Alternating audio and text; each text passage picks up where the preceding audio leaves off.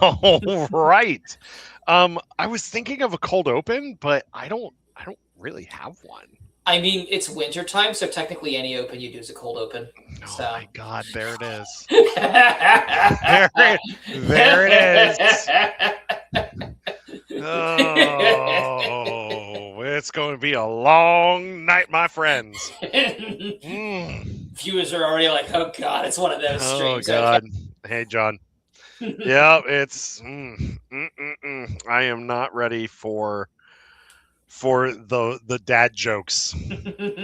I was I was about to I was actually trying to think of like an introduction for you Mhm. for tonight, because we have, we're gonna have Clone Force 97 joining us, and I was about to be like, oh yeah, he's 2 away from being part of the Bad Batch, but we still love him.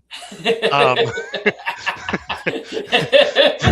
for you, for you, I was just like, he's the Sith Lord of puns,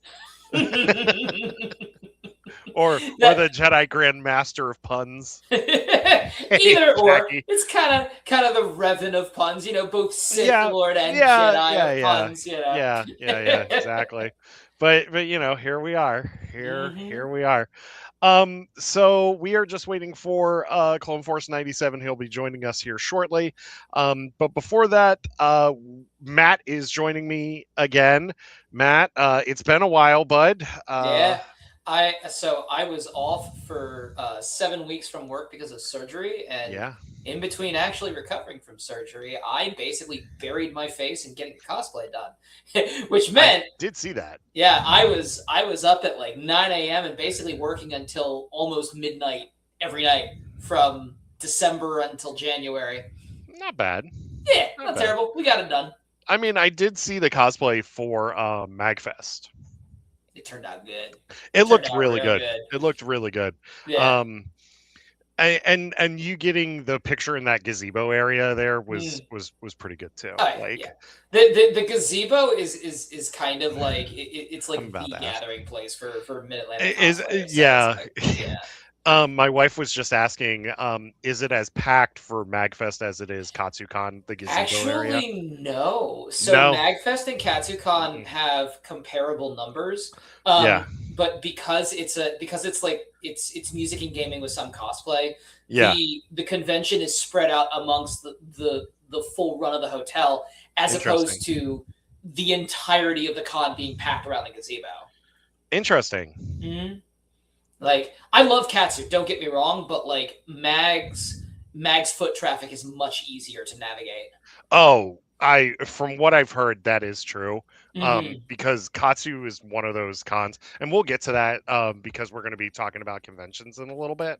Yeah. Um, but Katsu is very packed. I mean, it Hmm. is Very very crowded. packed. Um, so we have a couple of announcements. There will be no live show in 13 days, in 2 weeks' time, as we are going to be at Farpoint covering Farpoint. We That's where you and I met, Matt. We Hmm. met at Farpoint. Farpoint 2024. Was it 24? Yeah, it was 24. Because Yeah. I think I showed up for 25. Did No, I you show? didn't show No, up for 25. no, I No. didn't. No. No. No, you were dealing with some stuff for Farpoint 2025, I think. Yeah, yeah. Yeah. But yeah, no, that's right. We did meet 24 because that was the first year they had it at Pikesville. Hmm. Right. Yeah. Um, but Farpoint 33 is happening January 30th through February 1st in Towson, Maryland at the Sheridan Baltimore North Hotel, right across from Towson Town Center. Get your tickets because it's going to be fun. I am going to share the guest list here real quick. That way you all can see it. Yeah. So these are your guests. Actually, let me just do a full screen. There we go.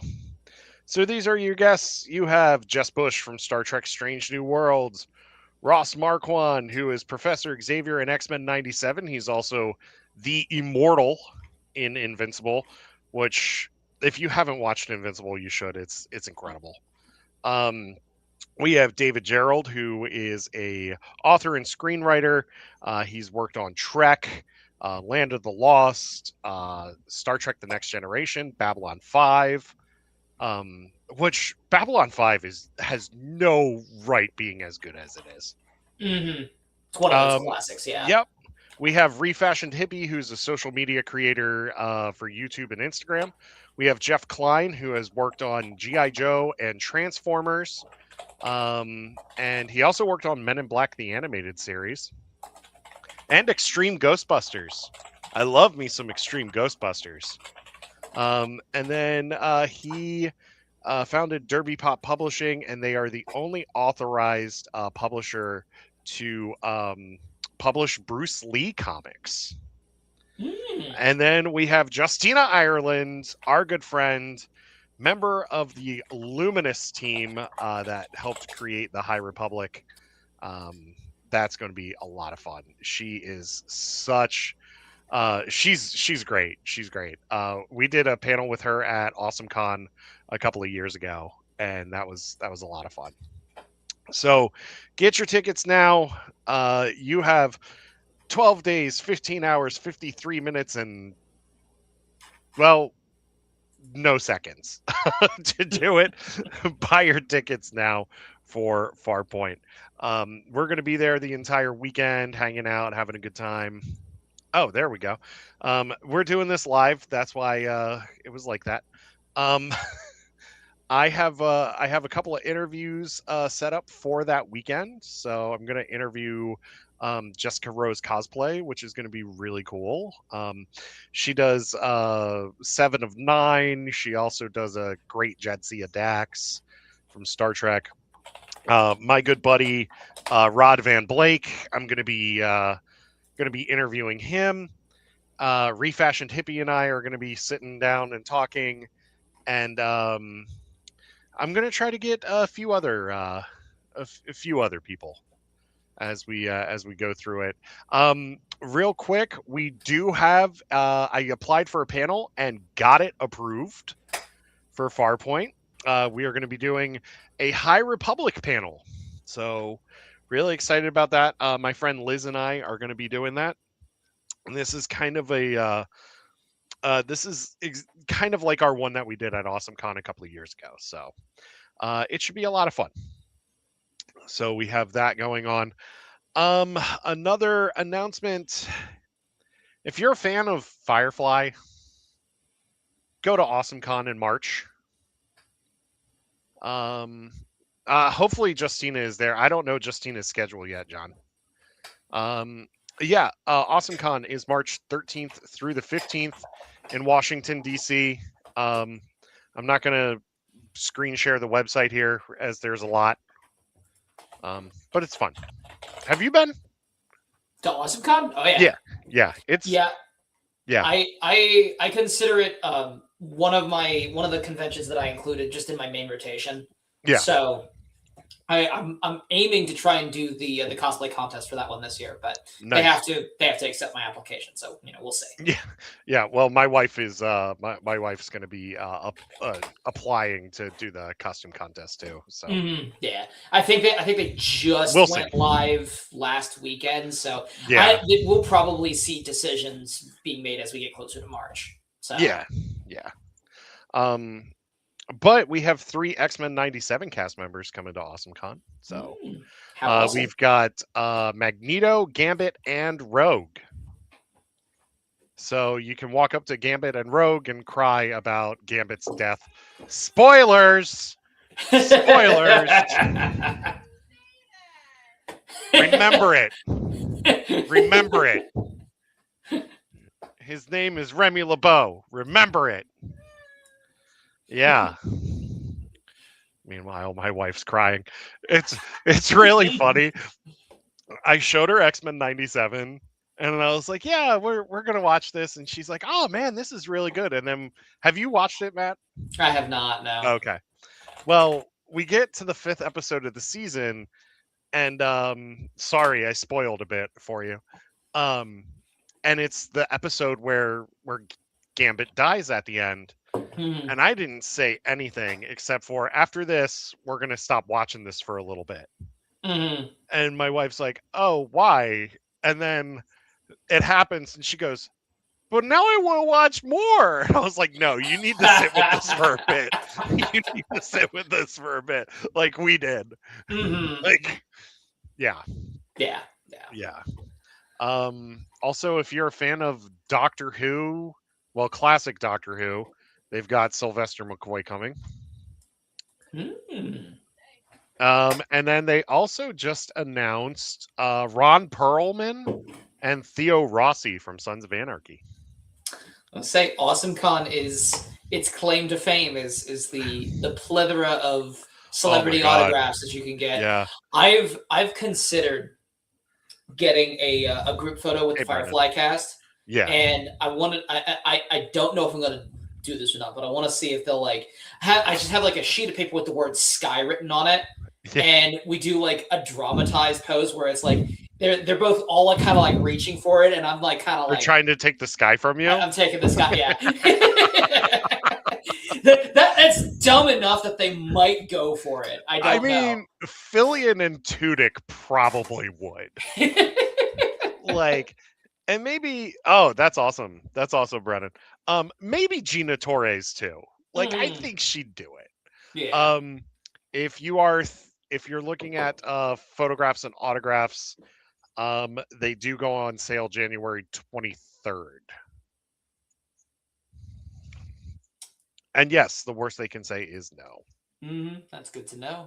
Yeah. But the So about the photographs, yeah, it's probably going to be about $1,000 yeah, you're probably for right. all of the Firefly cast. Autographs and photos, autographs Yeah. and photo ops on sale January 3rd. Yeah, you're right. Yeah.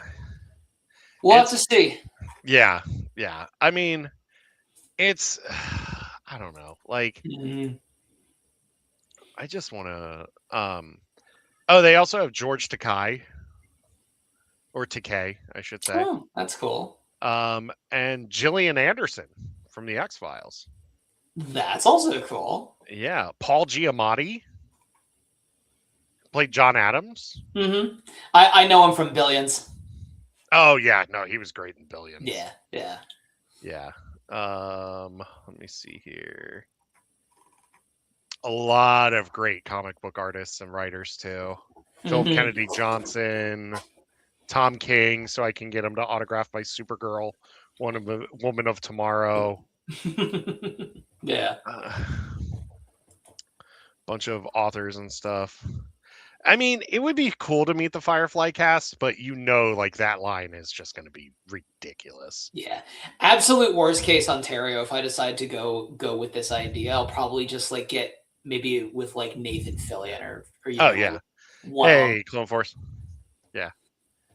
Yeah, no, I get it. I get it. Or if there's like 2 or 3 of them at a price that's like not stupid. Yeah, I mean, like the one I'd want to meet is Alan Tudyk, but like I'd want to talk to him about like something like ridiculous, like dodgeball or something like that. If I were to walk up to one of these tables, it's like the first question out of my mouth would be like, "Do you have people ensuring that you're staying hydrated and being fed?" Because I can't even imagine. Oh my god, the stress of this level of foot traffic. Oh my god, like, yeah. Ugh. Well, were you there? Were you there the year they had Hayden Christensen? No. We weren't either, but we had a friend go, or a couple of friends go, and they stayed after the con closed to do all of the autographs and photo ops that they had. Wait, was that AwesomeCon 23? That was Awesome Con 23. Yeah. I was there for that one. I met Karen Gillan, and yeah, I felt so bad for the poor woman. She looked so tired because Oh, they yeah. were just like throwing people at her, taking the picture, and going. Oh yeah, and that's the worst part. But we'll go there. Yeah, we'll get there.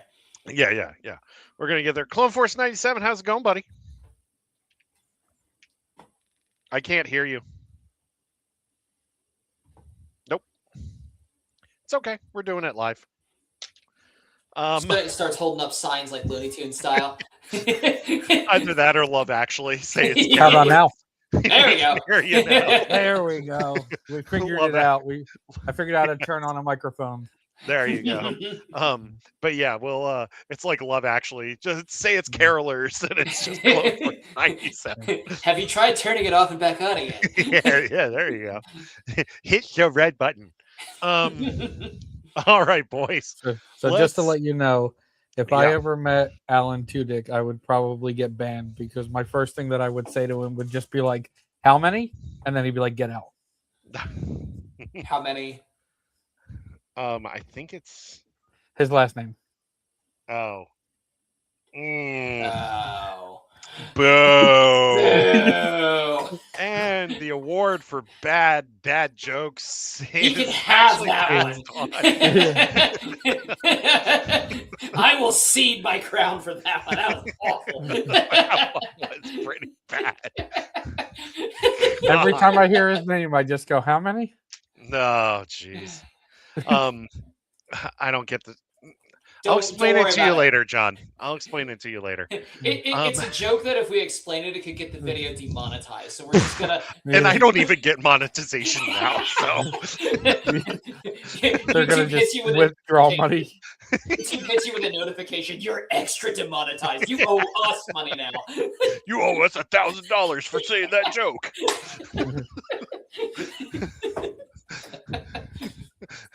Gee, thanks, YouTube. You get a cease and desist from Alan's managers. This met the YouTube guy. thing is the greatest Yeah. idea ever. All I'm trying to do is just, provide light in the dark world, and YouTube said I can't do that anymore. All right, let's move on. So we've got one big news topic to start off with first, and then we're going to get into a couple of smaller news topics, and then we're going to dive into our main topic of the evening, which is all about fandom and fan conventions. So our big topic tonight, and I'm going to say this right now before we get into this, we're going to have a nice, respectful conversation about this. We are not going to blame anybody for anything. Anyway, and I'm talking to everyone, including the chat. Chat, behave yourself. Yes, chat, behave yourself. We love you. Behave yourself. Yeah. Well, if you've been living under a rock for the past week, Kathleen Kennedy is now officially stepping down as a leader of Lucasfilm. She is going to be returning to producing, in which Dave Filoni and Lin-Wen Brennan will now be leading the studio. Filoni is going to be the chief creative officer along with co-president, and Lin-Wen Brennan is going to be co-president as well. Before we dive into this topic here, Kathleen Kennedy is going to be still producing The Mandalorian and Grogu, which hits in May of this year, and Star Wars Starfighter, which hits next year for the 50th anniversary of Star Wars. Should we dive into who Lin-Wen Brennan is first, or do we just want to just dive into this topic? You know what? Yep. Let's focus on her. I feel Okay. like everybody is not focusing on how important she is. And Yes. they're just like, oh, Dave Filoni, the creative guy, like I don't actually George know who Lucas's she second is, hand so man. Okay. I'll be interested to know about this. I'm gonna read her bio here in the StarWars.com article that's about the transition.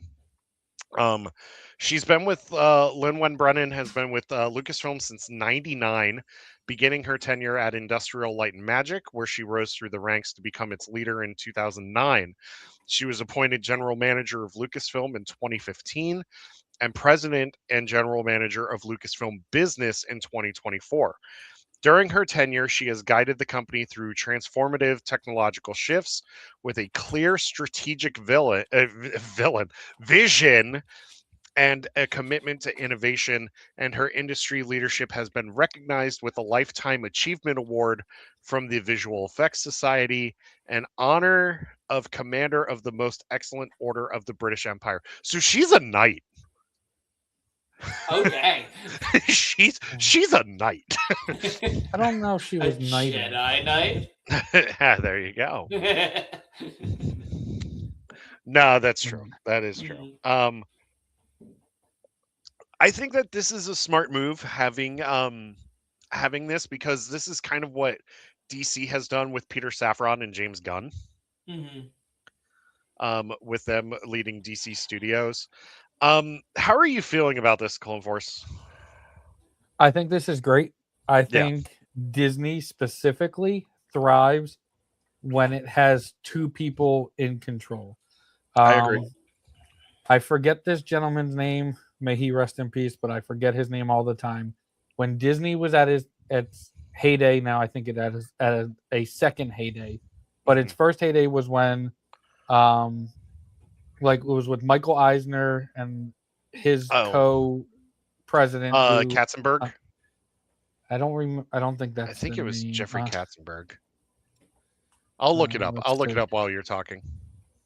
Yeah. So, but that gentleman, I think it's Frank Wells. I think that's, but he had a co-CEO. Michael Eisner's the business guy. He can make you the money. He knows where to put the money, but he has no creative ambition. But then it was Jeffrey Katzenberg. I think it was. Sorry, Katzenberg came in afterwards. I just looked at it. Frank Wells. Yeah. But Frank Wells died in a helicopter crash. That's right. And the entire tone of Disney changed because Michael Eisner does not have the creative ability that Frank Wells had, which is why they were a good yin and yang, which is why you see, like, if you watch a lot of documentaries, when California Adventure starts, it lacks Disney characters. It feels not like Disney. It's destroying the company. And the same thing happened in Disneyland Paris. And then that all changed after Bob took over.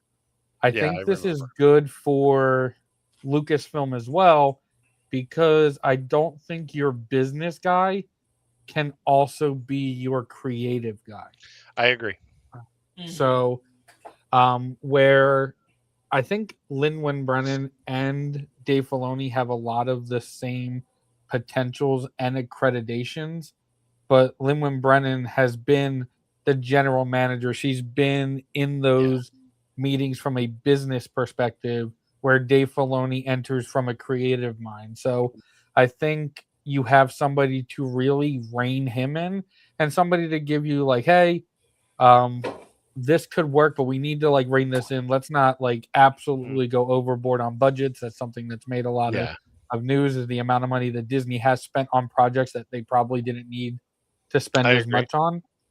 And I think those two are going to work well together. She's really going to rein him in. Plus, she's been there forever. Like, she's not just a business person. She has been at Lucasfilm. She did ILM.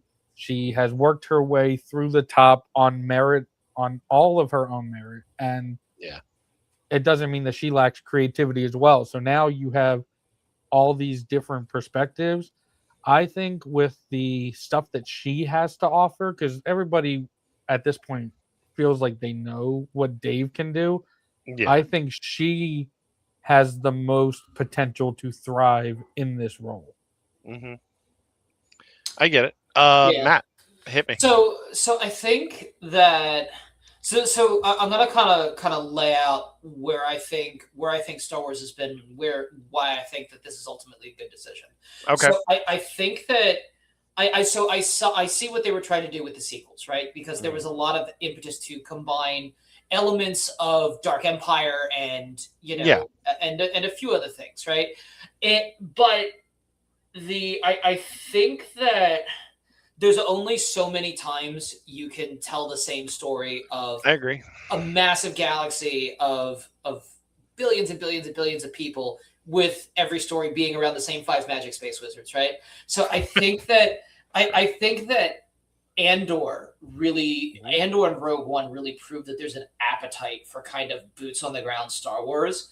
And my hope is that with Filoni kind of coming into the reins with this, that we'll see more of that going forward, right? Because like if anybody wants to watch, kind of the more fantastical elements of Star Wars, that stuff's all there. But the latest elements with shows like Andor and Rogue One have really proven that there's more ground to break, Yeah. So I'm excited for the possibilities. I hope we see something like that. Yeah, what's cool? Yeah, go ahead. One of the first things that came out yesterday, I got like a script 3/4 of the way done for a video.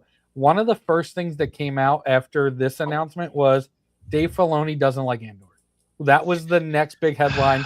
Was Dave Filoni, and I was like, cool. Like my only response to that, and I have it in my video, is if he doesn't like it, cool. Like it's fine. That's why you have a yin and but you have a yin and a yang, and like, I have a buddy named Original Trilogy Talk. He'll probably jump in here in the chat, just antagonizing me here in a little bit. Okay, fair. But his name's Original Trilogy Talk. He's big on obviously VOT. Oh no. And with that, like, excuse me, he said something that I think is kind of profound. Like, Andor has a place in Star Wars, but not all Star Wars needs to be Andor. And I think that is a wonderful statement, because Andor and Rogue One work for me, because I'm a huge fan of Rogue One. They work for me because it's the first time we get to see really the real rebels, the real boots on the ground people. Like, yeah, Luke, Leia, Han, they fought, but those are like your key figures, where like you get to see the everyday people who are living and breathing and dying for this rebellion, and you get to see it work its way up. And I really love that show. So when it came out, like he didn't like it, I was like, cool, like that's fine. It's art, it's subjective. He doesn't have to like it, but guess what? They already made it. It doesn't matter. Yeah. I mean, it's over now. They're not going to revisit Cassian Andor. His story is done. Spoiler alert for a movie that's now 10 years old. new Andor TV show. Everywhere he was in between each scene from Rogue One. Yeah, exactly. Jeez. Jeez. So I'm looking at I'm looking at the rap article, because John is saying that the thing about Filoni not liking Andor may be clickbait, and I'm the little piece of the article that they're showing about like Filoni and Andor, it doesn't indicate that he explicitly said that, and then the rest of the article is slapped behind a paywall. So it's like, Another thing is that if you look at Celebration last year, or no, 2 years ago, it was 24 that it was in Tokyo. Mm-hmm. No, Tokyo was just his last year. Was last year. Filoni has stated how much he loves Andor in interviews on the Star Wars stage at Celebration. So it's one of those things where it's so easy for articles to just grab something, take it out of context, and put it out there as fact. What? No. Especially on Facebook. Facebook is so accurate all the time. Oh my God, is it ever? Scholarly. It's just people were also refusing to read beneath the headline. Like they just read headlines. So like a lot of the headlines we're going to see right now from a small but very loud minority of Star Wars fans is that Star Wars is saved. One, Star Wars never needed saving, and two, I'll be honest with you, like in terms of if you do believe that and you think it's saved, you don't know anything about the hierarchy of where presidents fall underneath the CEO and all the other board members. So like, yeah, they have new presidents, but that doesn't change much. No. Could I purchase a Star Wars movie and download it to my hard drive and then call Star Wars saved after that? Yeah. Is it saved to my hard drive? My God, here we go. We're battling for the worst joke now. Taking the crown back from Clone Force 97 is bad. Eric's just like, oh no, guys, I'm getting power fluctuations. Yeah, He pulls the God. breaker. Yeah. Oh, what? You're breaking up. Anyway, so I wanted to give some 2 cents here as well. And I I like what you said about people saying that Star Wars is saved. It never needed saving, like you said. I mean, if you just look at Galaxy's Edge alone, which we're going to talk about here in a little bit too, that place is packed all the time. Because people love Star Wars, right? People enjoy Star Wars. So why are you telling me that Star Wars is dead or Star Wars needs saving when just walk into a Disney theme park and you see people wearing Star Wars shirts and all of this other stuff, buying droids, building lightsabers, drinking blue milk? Exactly. Because rage bait is the only thing keeping the internet alive right now. I know. I know. I know exactly. But the thing is that argument, a lot of droids. Yeah, exactly. Yeah. That argument is completely invalid to me. Yeah. Right there. It's a lot of kind of like rage-induced dopamine loops that make a select few creators on the internet a lot of money. So it's like And now Pink Milk. That is true, Jackie. Yeah. Pink Milk is coming to Galaxy's Edge. Another thing. For those that started saying that Dave was going to retcon the sequel trilogy, it's not happening. Or getting rid of the sequel trilogy, it's not happening. It happened. Get over it. Mm-hmm. The Force Awakens is now 10 years old. If you don't like that movie, if you don't like that trilogy, that's fine. But let the rest of us enjoy this stuff. Never. But no, that's what it is. Well, that's what it is. Eric, you know that in this day and age of the internet, people aren't allowed to like things. Enjoyment's not allowed. You know. Well, then I guess I should burn all this Star Wars stuff behind me. Yeah. You know. The sequels are not that bad. The sequels are not that bad. Yeah, no, they're not. There are some creative decisions that I do not agree with, a la The Rise of Skywalker, even though I still enjoy that movie. All I'm saying is that there were some creative differences that I had with that movie.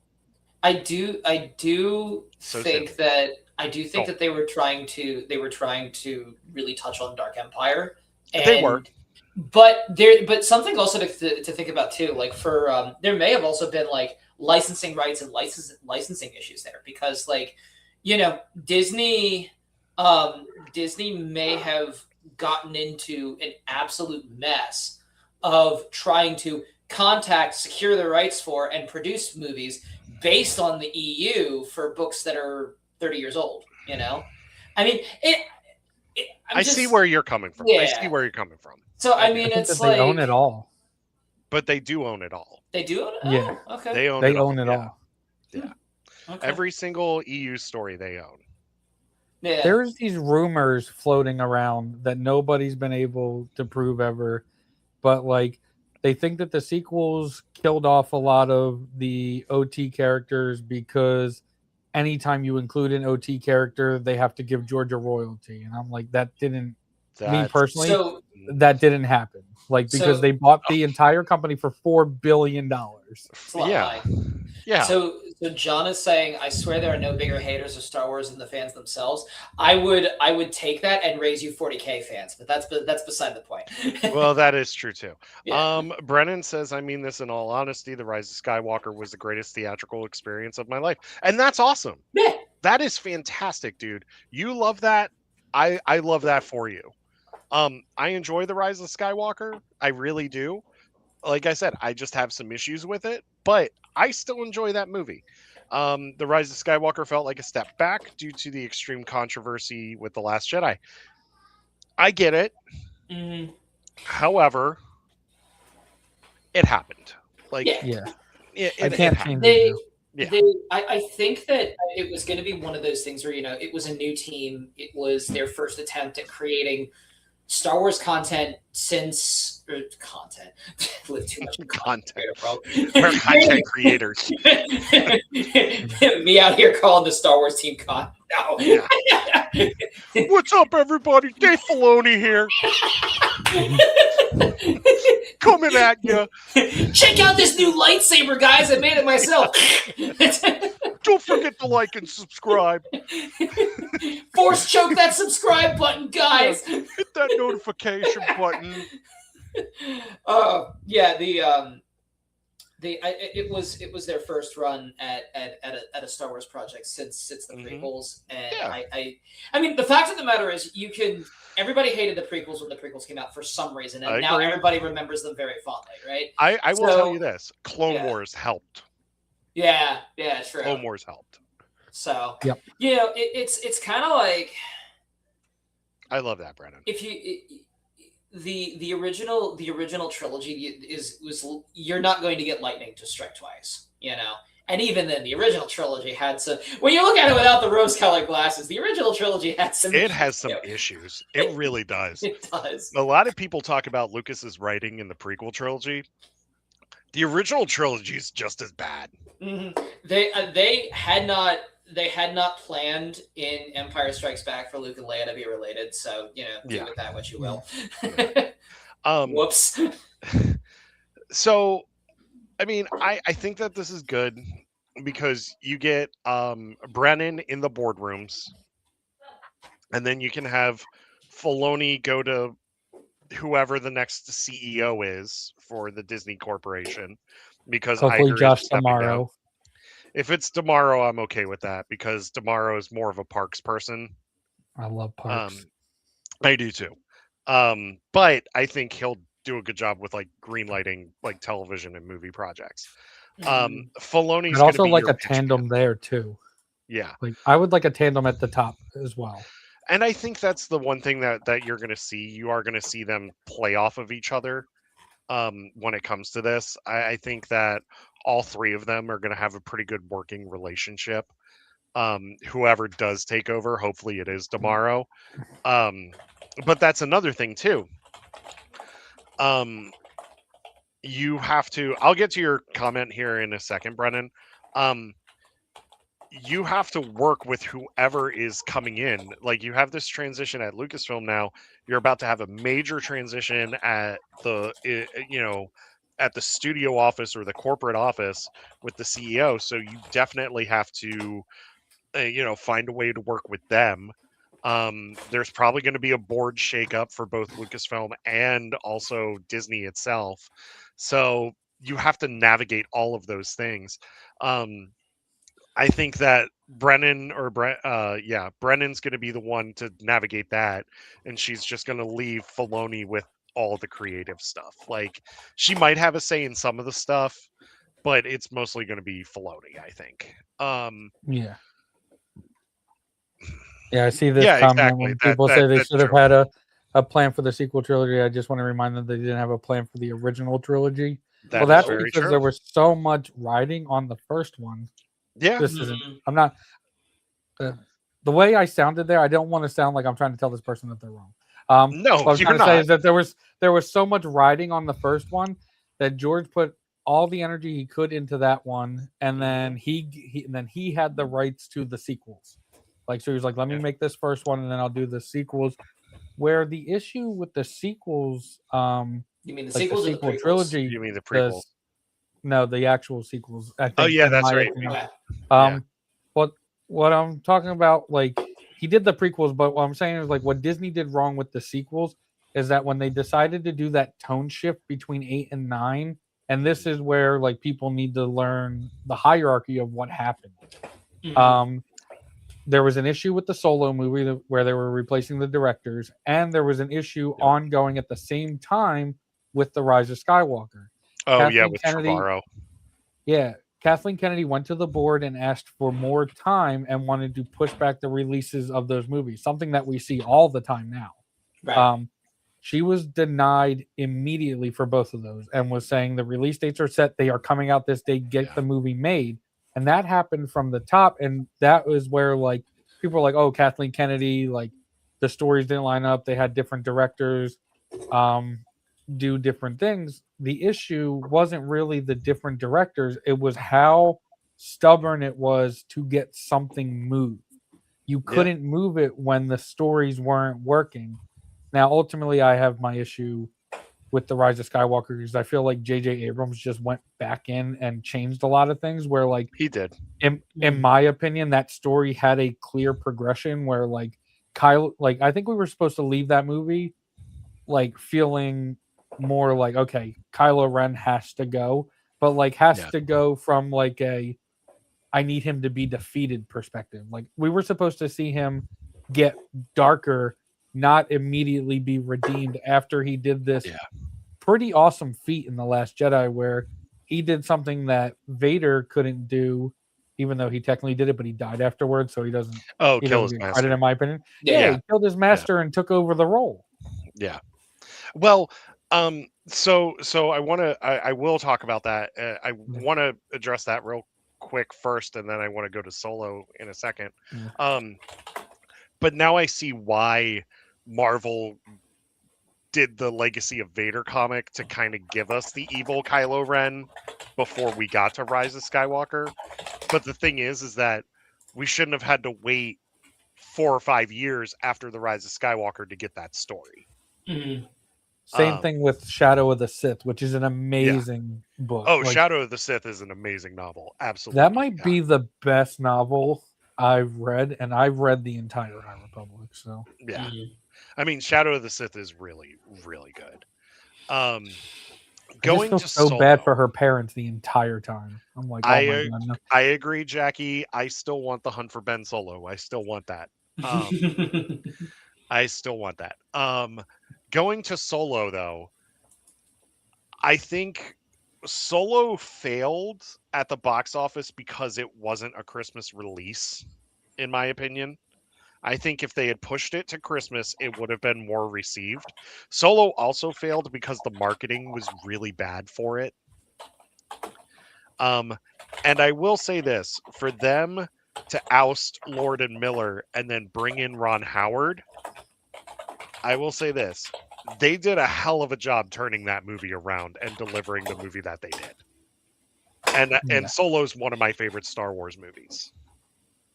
I think the other issue is well, Solo it was a very heavily saturated superhero year. I do like how Solo kind of very creatively solved the whole parsecs question. Because like they made it sound like parsecs were a unit of time, not a unit of distance. Yeah. And they that part was really neat. I enjoyed that.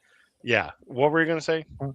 I think the other issue is there is a Harrison Ford sized gap in the entire movie where there's just going to be the people who are like, this isn't Harrison Ford, and I don't want to watch it because like it takes place not too long, well, relatively not too long before we're going to meet Han Solo regularly. Yeah. So people are not going to like it for that reason.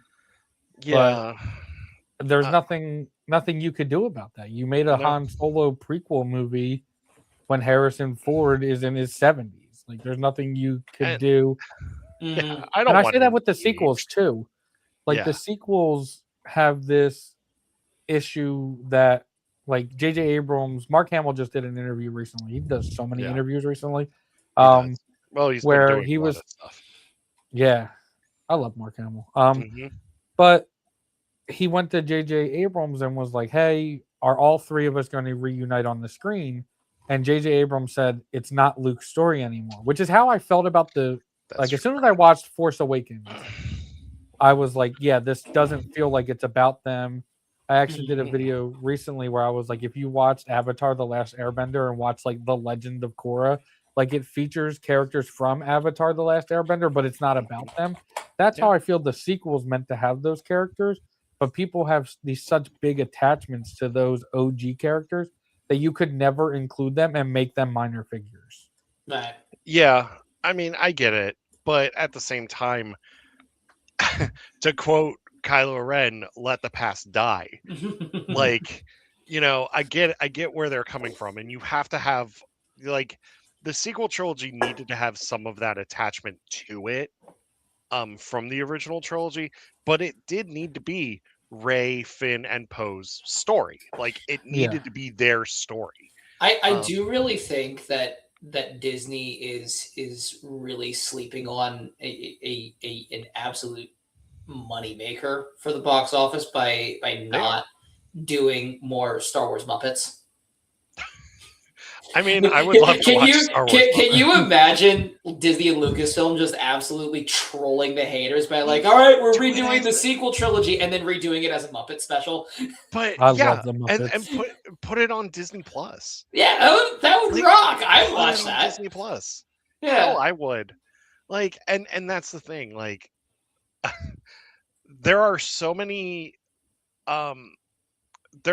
ways to tell these stories within Lucasfilm, and I think Disney just needs to just let Lucasfilm do Lucasfilm.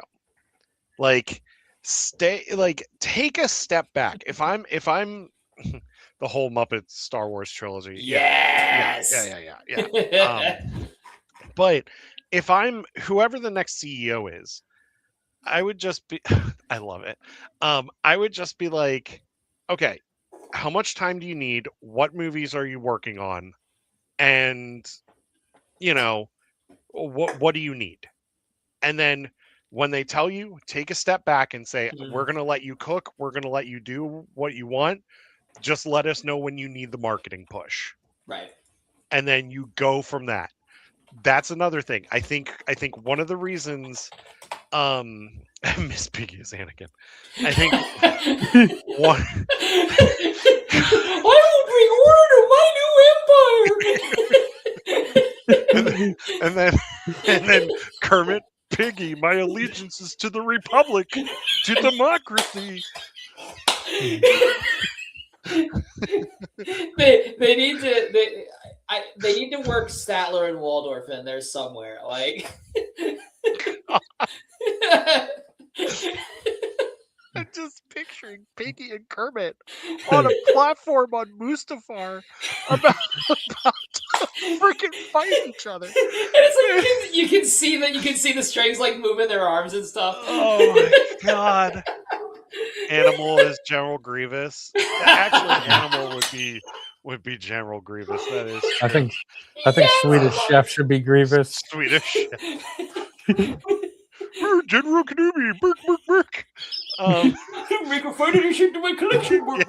You make Sweetums Chewbacca.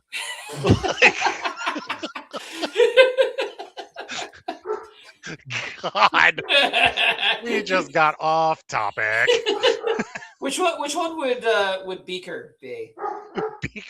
Beaker would be God, I would love it if Beaker was like oh god. Beaker and the Scientist are R2 and 3PO. No.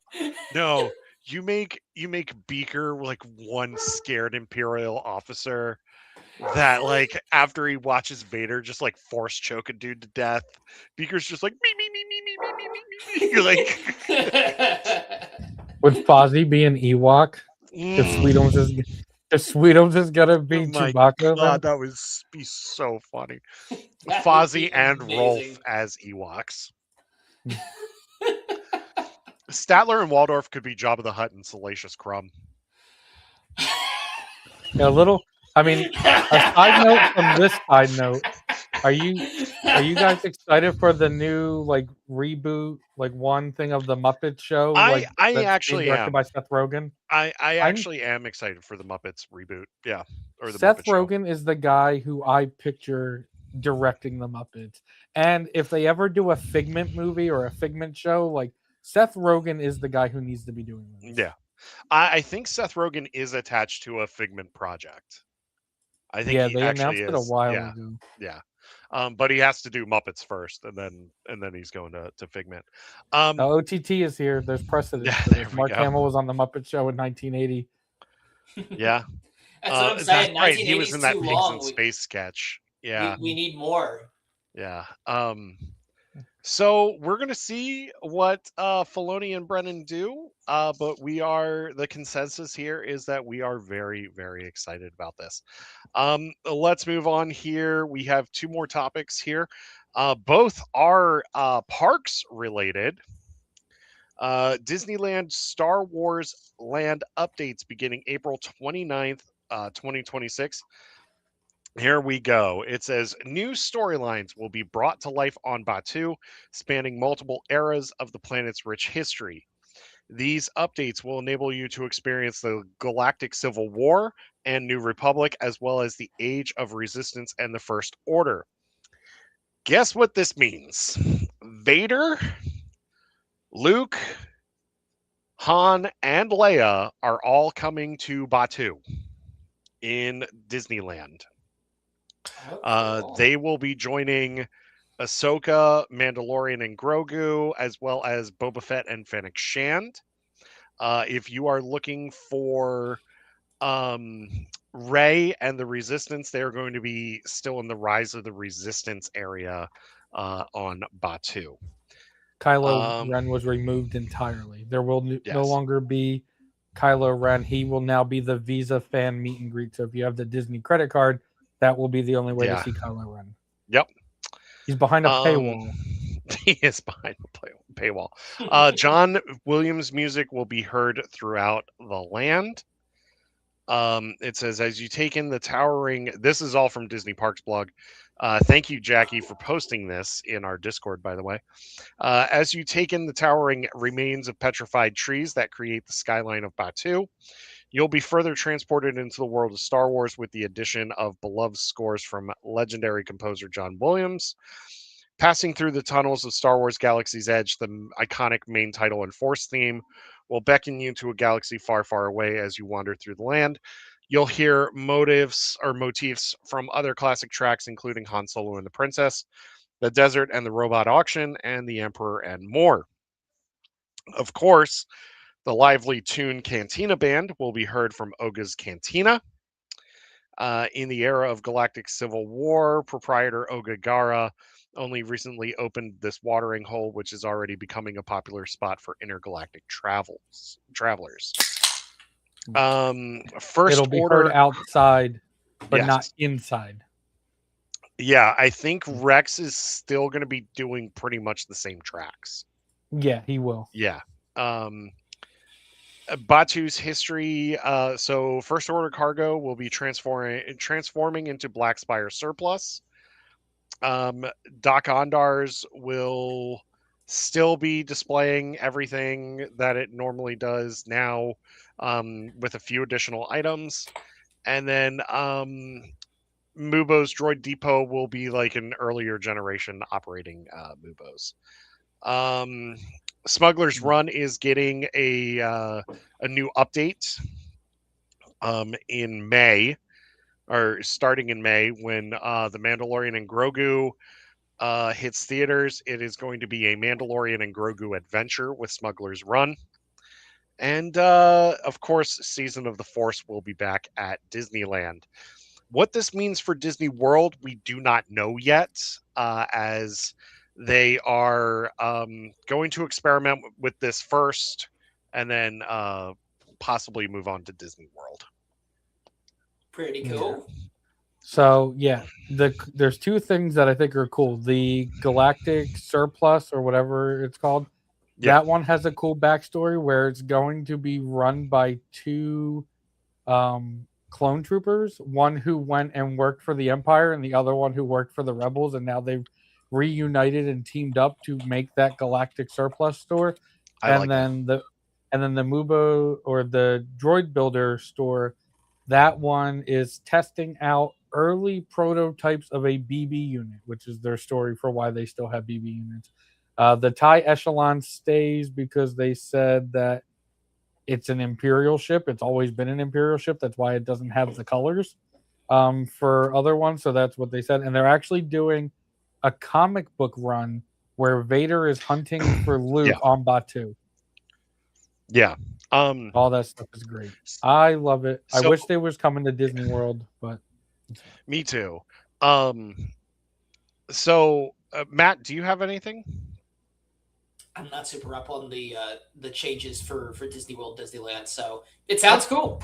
Yeah, we need to get you to Galaxy's Edge, bro. Yeah, We need to get you to Galaxy's Edge. Let's do it right now. Let's all go right now. Yeah. So let's go right now. I do have a cost plan for a Star Wars Rebel pilot kit, but medievalified. Nice. So we're going in October. Oh, cool. Yeah. Yeah. Mm-hmm. Isn't it like $5,000 though? No, that was the Star Cruiser. Okay. That closed. I was about to be like, because I gotta spend money. Yeah, no, and that closed. We're actually going Halloween week. Okay. Are you doing not so spooky? Yeah. Not so we're gonna do not. Yeah, we're gonna do not so scary. We're gonna do. When in October are you going? Literally the week of Halloween. Okay, the week of Halloween. Yeah. So I'm gonna be down in South Kakalaki for an event called Weekend Warrior. That's gonna be. I think it's like the middle of October. It is. Let me see here. I'm just looking at the week. I'm not going to say the dates here on the stream. Yeah. I'll see you there. Yeah. I was just looking up our dates again for when we're going. Yeah. You need to get down here right now. About it. Yeah. You need to get down here for Festival of the Arts for the. I want to go to Festival of the Arts, and that's going to be our next topic. I'm gonna FaceTime you. I'm gonna FaceTime you when I get to go next weekend to get the Illumineer stuff. Well, I'm gonna tell you, get me some cards and send them to me. Okay, I got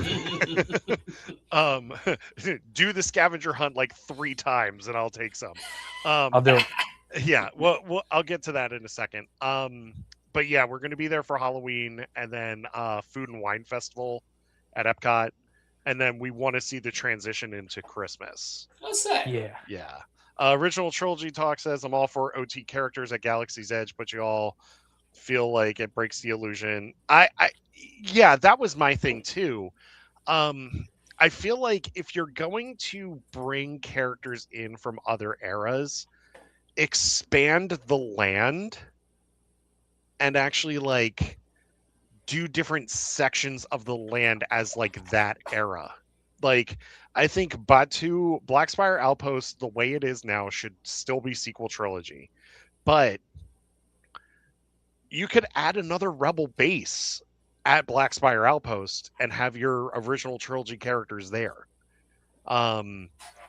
You could do a Jedi temple and have New Republic Luke like opening a new Jedi temple, or he could be like, trying to like uncover the mysteries of that Jedi temple on Batu. So like there's so many things that they could do. Yeah, now in Disneyland they have a lot more stuff that they have to work around compared to like a Disney World. Now I agree. As somebody who lives in Florida and goes to Disney World a lot, ultimately, I think it's one, we're going to test it at Disneyland because Disneyland is absolutely, I don't want to say riddled, but we're going to say riddled with California guests. They're not the vacation capital of the world. Most of the people who attend are California residents, and it's not as easy for other people to go because there's not a whole lot that people do around there.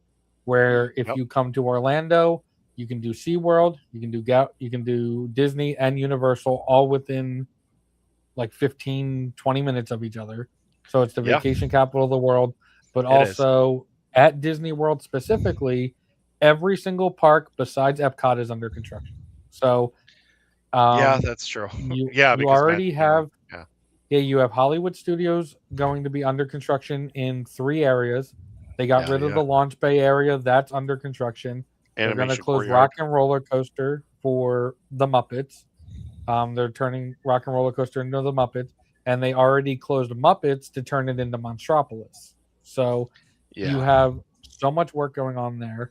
Animal Kingdom is getting Indiana Jones and Encanto, and then Magic Kingdom is getting an entire Villains Land plus Radiator Springs. Yep, or not Radiator Springs. Yeah, it's Piston Peak from the Planes movies. Yeah. Yeah. So there's so much construction. They already have so much money underway that like, though to change it probably wouldn't cost them that much, especially with what they're like how they're doing it there. There's already just so much going on that they're going to test it at Disneyland to get people to go out to Disneyland. Disney World doesn't need help getting people to go. No, that's true. True. Oh, real quick before we get to our next Disney parks topic, Disney Store re-dropped the Ewoks keychains from Pop Mart. Or no, The only Cosby thing Kids. the only thing playing in my mind right now is I have the one and only 24-karat gold Labubu. Yeah, Labubu. Labubu. Yeah, So- these are hot toys, actually hot toys. But So Labubu. at Disney World at Disney Springs, they in the co-op they have opened up a Disney drop shop store where they Yeah, just I sell blind boxes, and that's where I got this Ahsoka Nice. as well as this Darth Maul, even though I was hunting Nice. Obi-Wan and Anakin. But Oh, like that's they have all these Nice. different ones. I wonder if they have those there. I think they might be getting them. They were dropped on Shop Disney again and then like sold out. Like, But yeah, one more thing I wanted to add. Yeah. I think this would be really cool. Like if they, now a lot of people again headlines are making the waves like, oh, Disney's realizing the sequels don't work. No, I think they're just deciding like they have the rides for like they have one major ride for the sequels, and they Yeah, Rise of the realized like, hey, Resistance. let's include everybody. Like I would like it if they do the prequels at Disney World. Like if they say, hey, this worked, let's do some prequel stuff at Disney World. Like maybe you get Anakin and Obi-Wan and stuff like that walking around. Well, Now Disney World has a Jedi temple too. They just don't Yeah. use it right next to but Star yeah, it's right Tours. next to Star Tours. But another thing is like if you introduce prequel characters into Galaxy's Edge, you can bring Thrawn in because him and Anakin spent time on Batuu. Yep. like you could bring in Chiss Ascendancy Thrawn, and that would be awesome. And I guarantee you, there's a cast member that would go full blueface. I would. I'd lose Yeah. weight for it. Mm. Yeah. So But yeah, I was saying that yeah. they could do Rise of the Resistance if they wanted to. If they wanted to make Yeah. it an entire original trilogy park, you could do Rise of the Resistance, change it to Rise of the Rebellion, and instead of featuring Hux and Kylo, you could do it featuring Vader and Veers. I'd originally said Tarkin, but Tarkin dies in episode 4. yeah, And I think they're going after episode 4 for this. yeah, yeah, because this is Vader hunting for Luke. You guys like TCGs, right? Trading card games. Yeah. Yeah. Boy, do I. Here you go. know I got you do, Star Wars buddy. Unlimited Yeah. all on deck. Oh yeah. Here. My brother-in-law got me not one, but 2 unlimited booster boxes. For Yeah. It's a lot of cards. Yeah. It is a lot of You can cards. play a lot of poker with those cards. I Yeah, hunt for the High Republic cards. Like yeah. I have a friend on I agree, Whatnot Jackie. who does a stream, and I don't think they have to change Rise. I was just saying it could be cool. Mhm. But yeah, they have High Republic cards in one of the newer sets, and they have like Yeah. Drengir, they have Avar, they have Yeah. Bernestra, and they have I think they have a Marky and Nihil. Row. Yeah, and Yeah. they also have Marky and Row. Well, Disney has their own trading card game called yeah, there we go. Called Lorcana. And boys, if you go to Festival of the Arts, guess what? You can go on a quest with Lorcana. Embark on a quest with the Disney Lorcana trading card game. Love the art of card games. Well, do I have great news for you this year at Festival of the Arts at Epcot? You and your family can discover the magic of the Lorcana trading card game. This Donald Duck here is from actually Shimmering Skies. He's one of the promo cards. You have to trade 4 specific cards in order to get this card. Now, the cool thing is that when you do this quest, they give you a booster pack full of cards. So that way you can start collecting and start trading. In the Morocco Pavilion at Epcot, they have an Illumineers Lounge where you can actually trade and play Lorcana. And it's really cool. So if you do get the 4 cards that are in your pamphlet, you can pick up the Donald. This is Donald Duck Pie Slinger. This Rapunzel here is if you do the Inkborn scavenger hunt. So throughout World Showcase, there's actually different Lorcana cards that are set up throughout World Showcase, and when you find it, you match the ink, and you put it in the quest book, like you put it as a sticker in the quest book. Inks in Lorcana are how you are similar to like it's similar to Magic matte, where it's like, you know, red, white, blue, green. Right. Yeah. The inks are kind of like that, but in Lorcana you can have multi-ink decks. And so this is the Rapunzel Appreciative Artist. What do I need? What do I have to give them? It just depends. It depends on what's in the thing. But yeah, so this is that one. And then this is Stitch Rockstar, who this was the I have so many of him. He was from Inklands, right? No, he's from chapter 1. Oh yeah, he's from chapter 1, yeah. And him, cards. all you need to do is like buy Lorcana stuff at the Disney Traders in Showcase Plaza or in the Morocco Pavilion, and you get the Stitch card. I and would then go you can right now if I wasn't blocked out. Yeah, and then you can yeah, so you'll get a quest book at World Showcase. I really wish I was going to Farts now. That's what they call it. They call Festival of the Arts Farts. That is fact. It is fact. But I really like it. Like I was telling my wife, I already have a Donald Duck Pie Slinger from Shimmering Skies. I mean, I do like that because it is holographic, but I'm more about the Rapunzel than I am the Donald Duck. Even though I love for the Donald Rapunzel? Duck. The Rapunzel is have you played Hide and Squeak? No. During Food and Wine. So Rapunzel is just a scavenger hunt where like you finding the different cheese items. Is that yeah, the one? but no, that one is Hide and Squeak is Ratatouille with Remy. Finding the different finding different mummies. The ingredients with Remy, yeah. So this is similar to the Emile's fromage montage, which is the cheese, and then the Hide and Squeak with Remy. But this is you are looking for specific Lorcana cards, and then you're matching the ink from the card into the quest book. So should I or should I not bring Lorcana cards with me? You can, because people are actually like bringing playmats and decks and stuff, and like playing in the Illumineers Lounge. I don't want to get beat by a freaking 7-year-old again. Well, here's the thing. Just bring. Here's the thing. Bring sealed booster packs and just run Pack Rush. We were going to do that once and it didn't work out. No, that's true.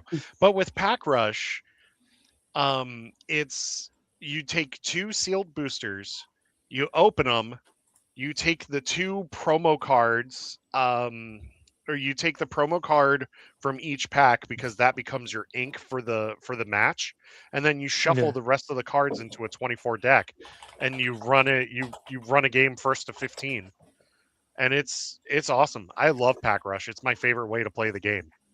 These are all my fabled cards. I bought this one box and then never bought anything else. So my brother-in-law got me some Lorcana stuff for Christmas. And he got me the fabled collector set that comes with the book, Mickey the Mickey binder, the Brave Little Tailor Mickey binder. Remember big cards? Yep. I have a couple big Hades. And then like I've got some in here already. I pulled Various a Stitch Rockstar. legendary. Yeah. I got the Stitch Rockstar, and then I got the Powerline Rockstar to go with it. And then the max up here is a legendary holo too. And then see, I got the legendary Donald Duck Pie Slinger right there. But We need I to do figure want out how to Rapunzel. a way to like play this against each other on stream. Yeah. Oh yeah. Or like in Discord. Like if we I don't would wanna love play. to do Lorcana game nights. I really would. I would love someone to teach me. So because I went to Coliseum of Comics in Orlando. And then I got this. Was like, oh, I'm gonna play, and then got killed. I got killed also. Absolutely murked by like a 7-year-old. John, the card art in Lorcana is amazing. Also, Matt, I know that you don't want to spend money on stuff that on new hobbies right now. I used to be I used to be a historical reenactor. Before that, I was a Warhammer 40,000 nerd, and now I'm a cosplayer. So it's just like I just apparently hate money. So clearly, well, here's another thing. If you go to Disney World, you will hate money. Yeah, it's like anytime the green stuff rolls around, it's like, yes, my nemesis. Yeah. Well, when you go to Disney World, it's like, oh, $5 for a Powerade? Okay, fine. Take my money. I would say I've been to Disney World twice as a kid. Yeah. So. I'm just saying, like nowadays, But one of my favorite, I wish I could go to Festival of the Arts right now, and I hope that this is a big enough hit that they actually do it next year. I would just like for them to start selling this stuff in the parks instead of going to Disney Springs. Yeah, but also Disney Springs, like when they released Fabled, it was only there for like a week, and then they were like, "Wait, we need to replace it with Spider-Man Magic." Oh, that's right. Because they had both of those coming out at the same time. Now they got Avatar: The Last Airbender Magic. I don't pretend to. I bought the Final Fantasy Magic stuff because I was like, that's a really cool set, but I only bought this because there was something new that I could get into while everybody else was getting into it, so I didn't have to like feel not inadequate, but just like not have to spend exorbitant amount of money to like, you need this one Yu-Gi-Oh card, you need this one overpowered Pokemon card. Like every person had like the same kind of chance. Real quick, speaking of card games, if you're a One Piece fan, good luck getting a One Piece product now. Because what happened? The One Piece trading card game is now being scalped really hard like Pokemon was. Thanks, Logan Paul. Can people start collecting Lorcana? I can see my collection of 3,000 cards go up in money. For what it's worth, that stuff all loses its value really quick because like I've got a bunch of like OG like holographic Pokemon cards from the 90s. One of them's a Blastoise, the other one's a Machamp, the other one's a Kangaskhan, and a bunch of other stuff that I took them to a gaming store one time to get them evaluated. They wanted to give me $20, and I was like, nah, pass. Yeah.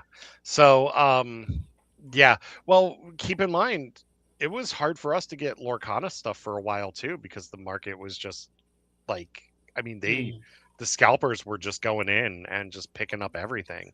Right. Dude, I remember when Chapter 1 came out, it was so hard. Yeah. I know. Luckily, I didn't get product until Floodborne. Yeah, luckily the Walmart near me, the Walmart near where I lived in Orlando had all the cards behind a checkout counter.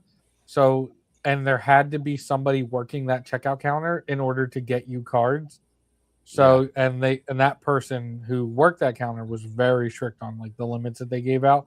And if you were standing with somebody, they weren't selling to both people. And I was like, dude, this is awesome. Fair. That's fair. Everybody had to follow the rules, and it was It was great. Yeah. Speaking of people and purchasing stuff and all sorts of fun stuff, my boys. I don't know why I was saying that. My boy. Father. Yeah. Hello, Father. Well, back in my day. Back in my day. I say being like 3 years younger than you. Hold on. Let me get a drink. I hear you laughing in the background. Yeah. My wife is just laughing at me. She's like, "What the hell are you doing, you dingus? Like, you're an idiot." I love how supportive your wife is, though. Yeah, She's my great. wife is very supportive, but she knows I'm a big idiot. And she loves it for the most part, I think. She's like, actually, I got this paperwork. Can you just sign it Yeah. here? Later tonight, I'm getting divorce papers. Gonna put it on your channel. Well, Hey guys, breaking news! I'm signing divorce paperwork. be free to like and subscribe.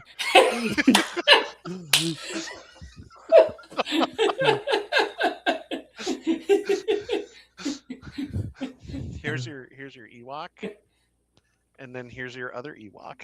There Subscribe you to the mediation and division of assets on Patreon. Yeah. I'm going to be blogging about this in my Substack later this evening.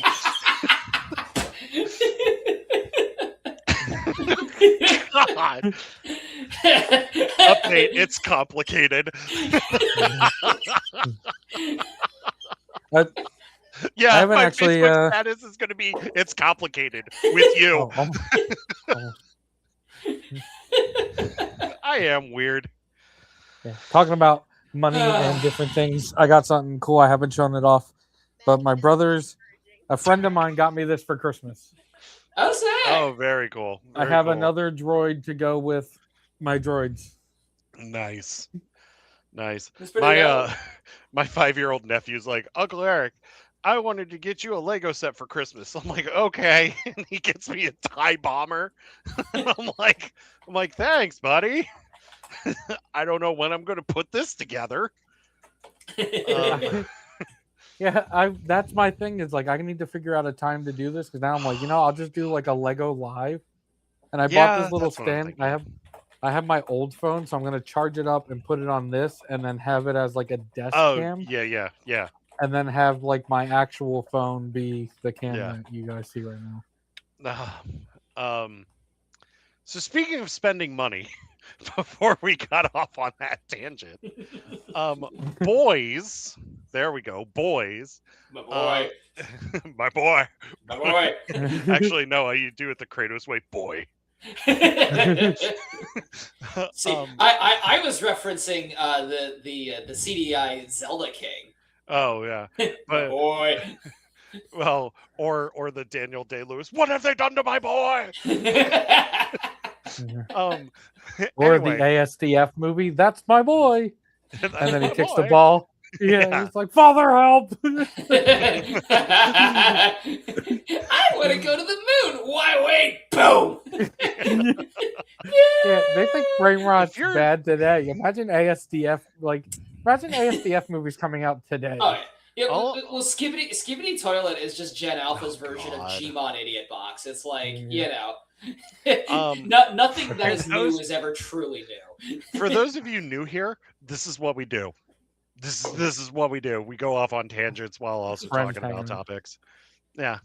You're the chosen one, Donkey. And oh my God. I should start a podcast just called On a Tangent. Yes. And then like you start off, you go on a tangent, go on another tangent, go on another tangent, and then like you try to like go back to like the original tangent, but you keep going further away. If original trilogy talk's still in here, we have this thing. Yeah, if he's still in here, we have this thing. We'll start talking about Star Wars, and then we'll continue talking about Star Wars. But then I'll be like, "Yo, in this book," and he goes, "It always leads to a book." He's like, "Somewhere in a book." So he's like, "You need to start a channel, like a lore channel, just called Somewhere in a Book." Somewhere in a book. Oh, that's great. So, Okay. boys, convention Yeah. season is upon us. Yeah, MegaCon, if you're watching, please respond to my email. Yeah, MegaCon. What the God, hell? MegaCon. God. Jeez.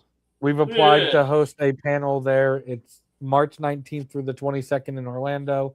And Nice. we're hoping, we did a panel in Ocala. It went well, and we're hoping to do it again. But as of right Nice. now, we have heard nothing back. So, That's pretty common. You're Yeah. generally not going to hear Yeah. panel approvals until probably like month and a half out. So I Yeah. applied to do a High Republic panel at AwesomeCon, which is March 13th through the 15th. We were talking about it earlier. I got waitlisted, so I have to wait until February 2nd to see if I get in. My Shield panel's been waitlisted for AwesomeCon as well. So Yeah, but it's hey, we're together. yeah, waitlist gang. DC. Yeah. DC. Okay. But it's a great con. It is a fantastic convention. Awesome, you would even say. It's more meh. I mean, by Sunday, you're feeling kind of mad. So AwesomeCon, if they put my panel on a Friday, I'll do Friday. But honestly, like AwesomeCon is it's an amazing convention, but it's an autograph con. So like if there's any convention that you could get the full con experience on a day trip, AwesomeCon's going to be one of them. Yeah. Okay. So how do you get into a panel? Yeah, go ahead. Yeah. So to answer to the John comment, you just apply. So you normally when the panel is when they open up panels and media accreditations, which are not the same thing. Media accreditations are you're going to cover it. They have been letting content creators do it, but a lot of content creators have been abusing it to use it as a free ride to get in and not actually making the videos that they're supposed to.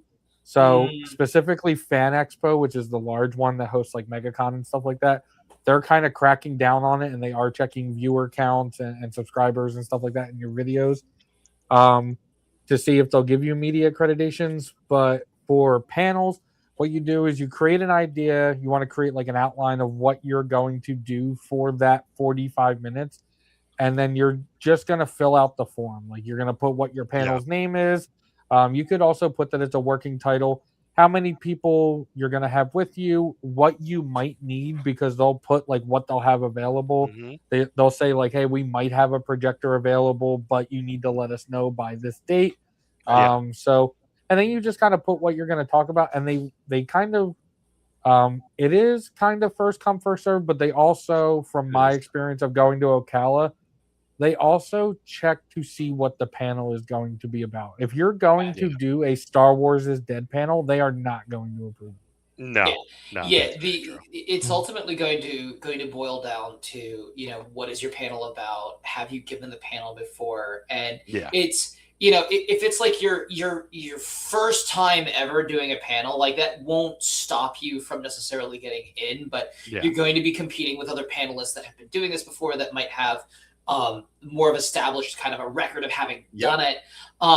So it's ultimately kind of like what you're looking to do. It's good to start off with the smaller cons because they're always looking for volunteers. And that's why we did Ocala. So my first shield making panel was that was Colossal Con East 2024, and that one's a pretty decent sized con, but like because it's a party con, they needed panelists. So the first time we did the High Republic panel was at AwesomeCon 23. And first also, like, if you apply for a panel and you get in, sometimes it depends on the convention. They'll give you like pro passes for the weekend. It just depends on the convention. Like not every convention gives you passes like for the entirety of the con. Like you would still, like for Farpoint, you still have to get your ticket to like, you still have to be attending the convention in order to do a panel. So if you're media, like, you know, if you're media, you're in the convention, you're not in the panel because, Right. you know, but like if you're attending, if you have a badge and you apply to do a convention and they approve you, you know, you essentially get a free panel at a con you paid for. Yeah. So That was sometimes. Ocala. Yeah, Yeah. Ocala. I paid to go for the day, and I hosted a panel that Yeah. day. And I'm not knocking Farpoint and what they do. Like I'm not knocking them at all. Yeah, it's just some con policy. So some conventions will just give you a day pass for the day you're doing the panel. And I mean that's perfectly fine because like for those conventions it's like, you know, their resources are tighter than the real big ones. Yep, and exactly. you know, it's very much you're giving them a service and you're getting the benefit of getting in for the day. In those instances, it's like I will go and do my panel and then mingle around for a little bit and then I'll just go home. Because it's like the larger cons offer the sweetest deals in terms of like weekend passes for doing a single con or a single panel. Yeah, Awesome Con is one of those. Yeah, Mag and Katsu are like that too. I got in for Katsu again, so I'm going to be doing a panel there. I applied for Katsu. Yeah, I applied. And I got Saturday afternoon, so it's like, woo, it's going to be fun. But yeah, the bigger cons offering the weekend passes for a single panel, that's the best deal. But like, you need to establish a track record that shows them, hey, this guy's reliable and does a good show. And another thing, real quick, what were you going to say, Clone Force? I'm sorry, we didn't mean to cut you off. Yeah, I have no idea. I think you guys covered it. Because I was just gonna say like, Ocala paid for the day. And then we did the panel. MegaCon, because it's hosted by Fan Expo, will give you the weekend pass for you and up to 6 people that you say are going to be in your panel with you. But we actually applied to host the panel all 4 days of the event. And then we're trying to, my brother is a Ghostbuster in New Jersey, like proton packs and everything. We're trying to get to Philly in May. So if you guys are close enough, I mean, I'm 2 hours from Philly. I mean, we both are. So I did my Shield panel at Fan Expo Philly the last year actually. So panels. You didn't interrupt. I mean, it was a good question because we're talking about conventions, we're talking about fandom, we're talking about all that stuff. So that is not, you didn't interrupt. Like we got approved for a High Republic panel at Farpoint. I'm just waiting to see what day we're going. Because and that's another thing too. Because I kind of want to close out the panel discussion real quick with John's question here.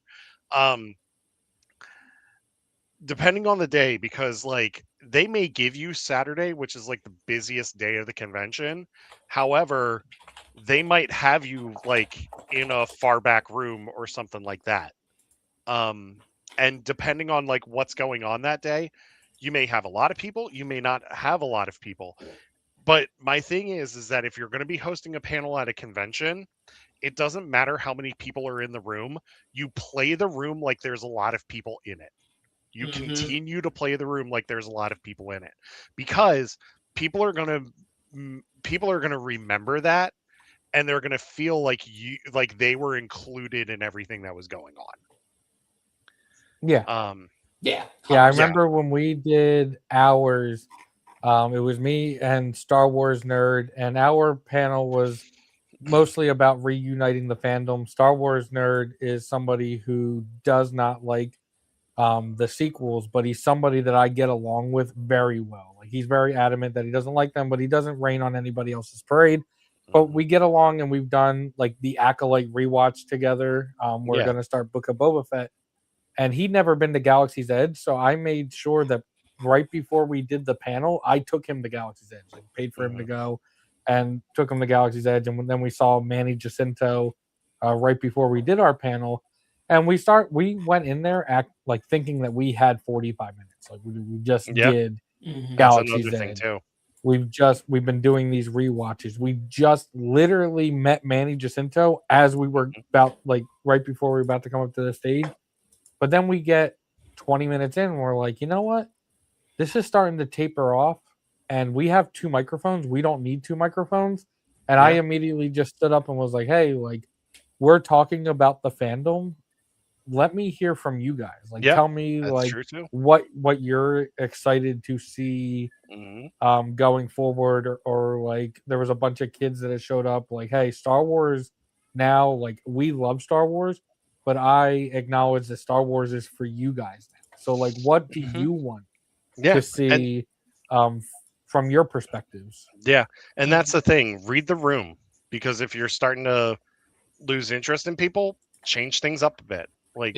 Change it up a bit. Do a backflip. Well, yeah, do a not barrel off not off the stage. Not off the stage, please. Or if you can land it safely, but I do not you, Matt, because I don't want to hear about you at Katsu backflipping off of stage because I told you to in a live show one time. And then you being injured, and then I'm getting I need another surgery, y'all. Yeah, and then I'm getting sued by you because you listened to my dumb ass. God, I can just see the text now. Well, do a kickflip. You did it again. Be like, Stuart, look what I can do. Yeah, exactly. And be like, hey, Eric just sent a picture of me face planted. With the thumbs up. Yes! I'm okay. I got this. I just get a voice call in Discord and your voice is all muffled hey, I did what you said, it turned out great. My right leg is pointing the wrong way. Both my legs are like this. My legs aren't supposed to go that way. It's fine. Is it bad Eric if you will see pay bone? for it. Is it bad if you see bone? You can push that back in, right? You can do that? I landed on a toddler. You can reset a femur that's broken in the middle, right? You know that little All Might cosplayer? Yeah. He went He's beyond plus ultra this time. He's almighty again. Yeah, I think for to the John, if you're okay speaking in public, or even if you're semi nervous on it, I think it's just good to do just to put yourself out there and just say hey, I do this. Yeah. Just do it. Star Wars nerd, when we got done the panel, he goes, that helped me get over my fear of public speaking. And I said, I'm not gonna lie, I had so much adrenaline, I forgot that was a thing. Yeah. And that's the thing too, because once you get going, it's you lock in and you're in it and you just go. Yep. And you're surrounded with like-minded people. And that's the thing too. If you start faltering, they pick up the slack. And that's a good thing. A panel that I did, my wife and I were actually on a panel with our friend Liz, who's actually doing my High Republic panel with me at Farpoint. Liz decided to do a con survival guide panel at AwesomeCon for people that had never really been to cons before, or they had, but they just don't really know how to really get through the convention. And it was cosplayers, non-cosplayers, it was a bunch of us on this panel. But we were picking up on everything that everybody was throwing down, because if somebody said something, one of us would ducktail right off of it, and vice versa. I mean, John, talk about if you're thinking about going to a con and doing a panel and it's about Star Wars, focus on a specific topic in Star Wars at first and pitch it as that, because you never know, there could be a lot of fans of that specific topic. If you just want to talk about the Chiss, boom, you'll get people showing up for the Chiss.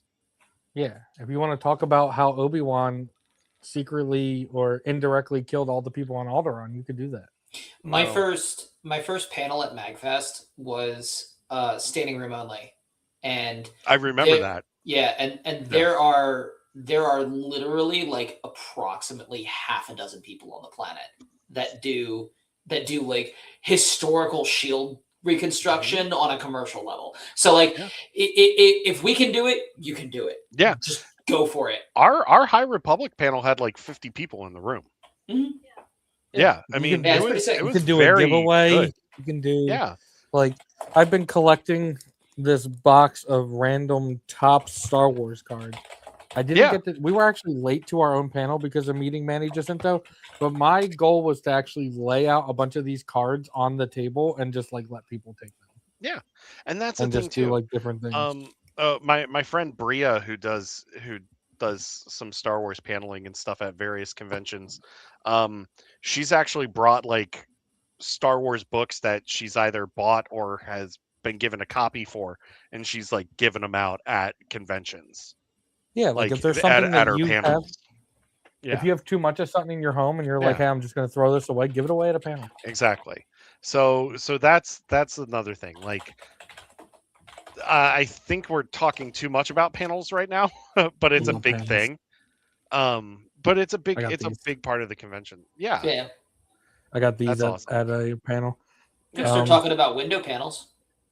The only God. piece of advice that I have is don't buy lightsabers at Comic Cons. Yeah, well, it depends on the vendor. Like I Right. bought Ultra Sabers and they're fine. Oh yeah. If you see Ultra Sabers or SWA or any like Neo Sabers, then you're fine. Yeah, but some of these other vendors at cons that have lightsabers, it can be very hit or miss. Mm-hmm. Yeah. A lot of them are drop shipping. That's my Yeah. that's been my thing recently. I saw a guy at a panel who a little kid asked to see what a lightsaber looked like turned on, and he said, "If you buy it, I'll turn it on." And I was like, I literally almost went back to the car because I had left my lightsaber in the car. Went back, and I actually found the parents later and offered them my lightsaber. But I was gonna go back to the car and just give the kid the lightsaber because I had just gotten it. I got Yeah. mine off AliExpress from TXQ, so I was like, Yeah. I'll just give this away. Mm-hmm. Yeah. But yeah, convention season is here. And with it comes a lot of excitement, right? Like Mm-hmm. we and yes, Clone Force 97 is a very good person when he Depends on the wants to day. be. Yeah, when it he depends on wants to the day. I'll be a good person when I get Eric his cards at Festival of the Arts. be. I'm not talking to you till I get my Lorcana fix.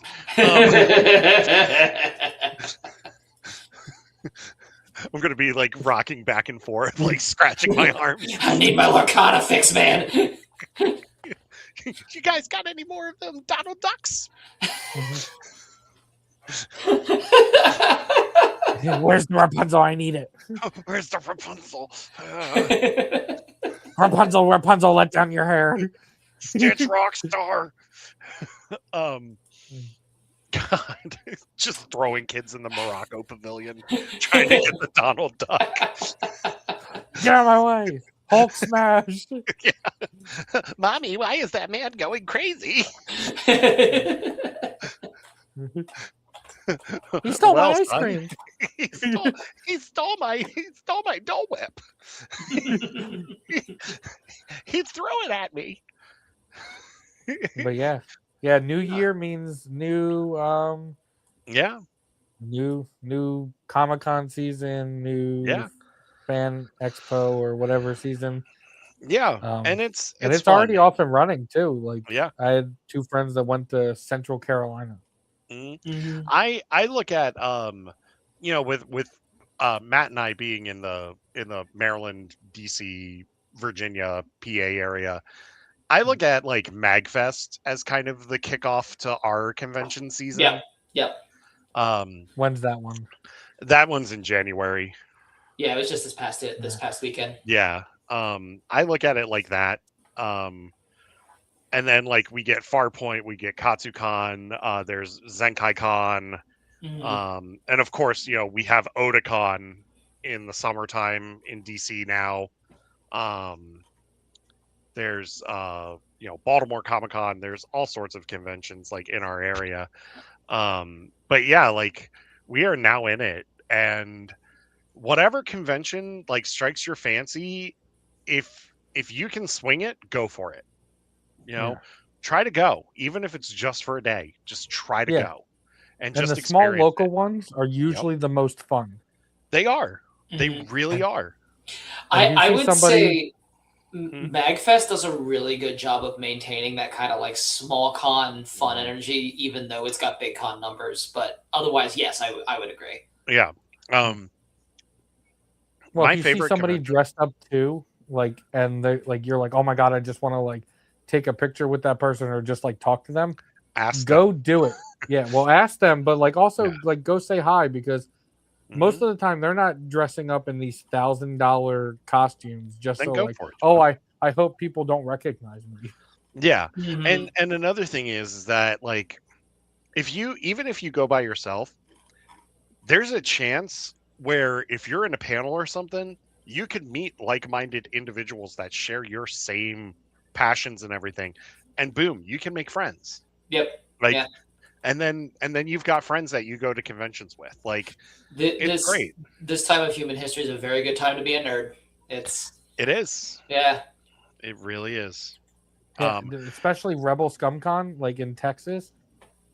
Like that's where like Original Trilogy Talk and a lot of like my friends went, and they had a blast just like doing different things there. And that one's ever growing. And then there's one in Tennessee. ICC. Yeah, ICCC or something like that. Yeah. I haven't been to that one. Well, I mean, Eric, you and I met at Farpoint. So we did. I actually met. Yeah, you and I met at Farpoint because you were and my wife. It was you, you, me, Eve, and then Cat Alex. Yeah, Alex. Which we love Alex. We love Alex. Yeah, she cleaned up at that Farpoint. She cleaned up. It was like almost like 6 trophies or something like that. It was just like, dang. Well, okay. We got what, 4 last year? Well, what we got 4. We got 4 trophies at the Cosplay Masquerade at Farpoint last year, because we were blue milk ice cream vendors. That's awesome. I love it. Oh, it's a great story. We're doing the Cosplay Masquerade, and they had Rob Kaczynski there as one of the guests. He was in Pacific Rim, and then he was in the not so good Section 31 Star Trek movie. And so my wife like made fake Darth Vader popsicles that had like gumball eyes and stuff, like fake ones. Oh, she still has one. How? She hands them like styrofoam. Yeah. It was like craft foam. That's awesome. Yeah, and she hands them to the judges as bribes, right? Kaczynski thinks it's a real ice cream. Oh no! He bites into the thing.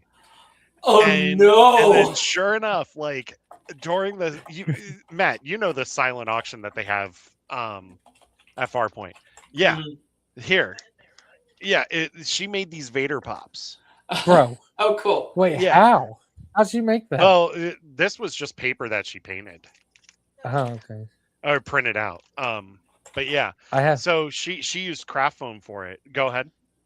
I have no artistic ability. That was amazing. It's all good. So during halftime, they're doing the auction, and like I bought something, so I like was going to pay the lady at the auction, and I see all these bits of black craft foam all over the spot where Kaczynski was. And it turned out like I heard this story about how he like tried to like bite into the thing thinking that it was like chocolate or something, and like ended up spitting it out. Anyway, we're going to get awards done. Like they're calling this award.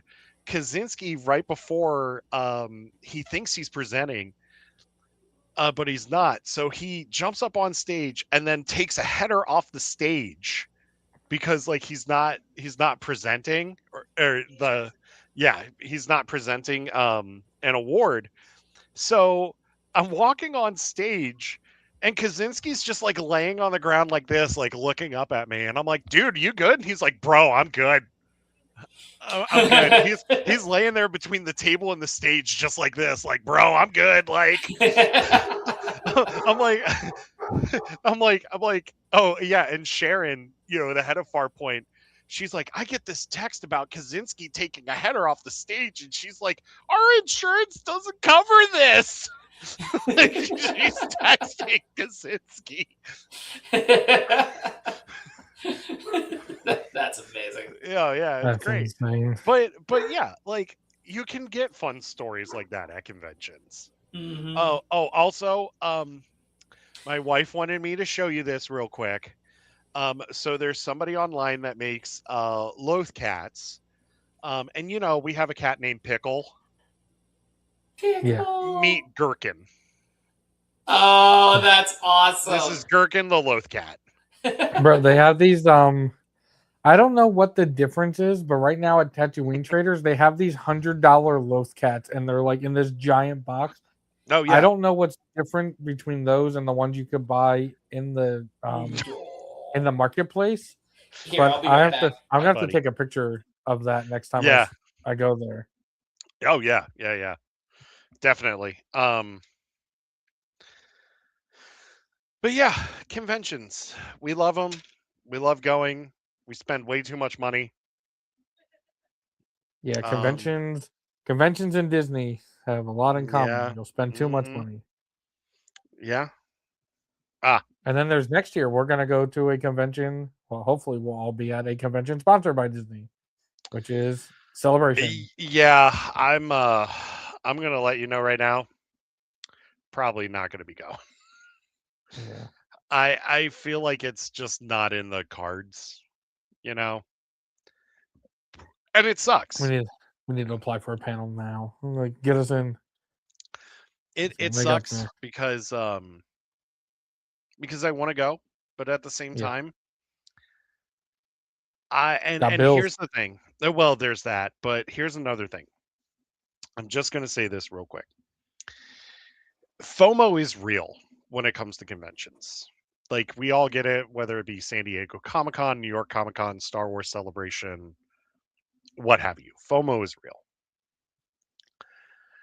Don't let not being able to go to a convention such as Star Wars Celebration or like Star Trek Vegas or something like that.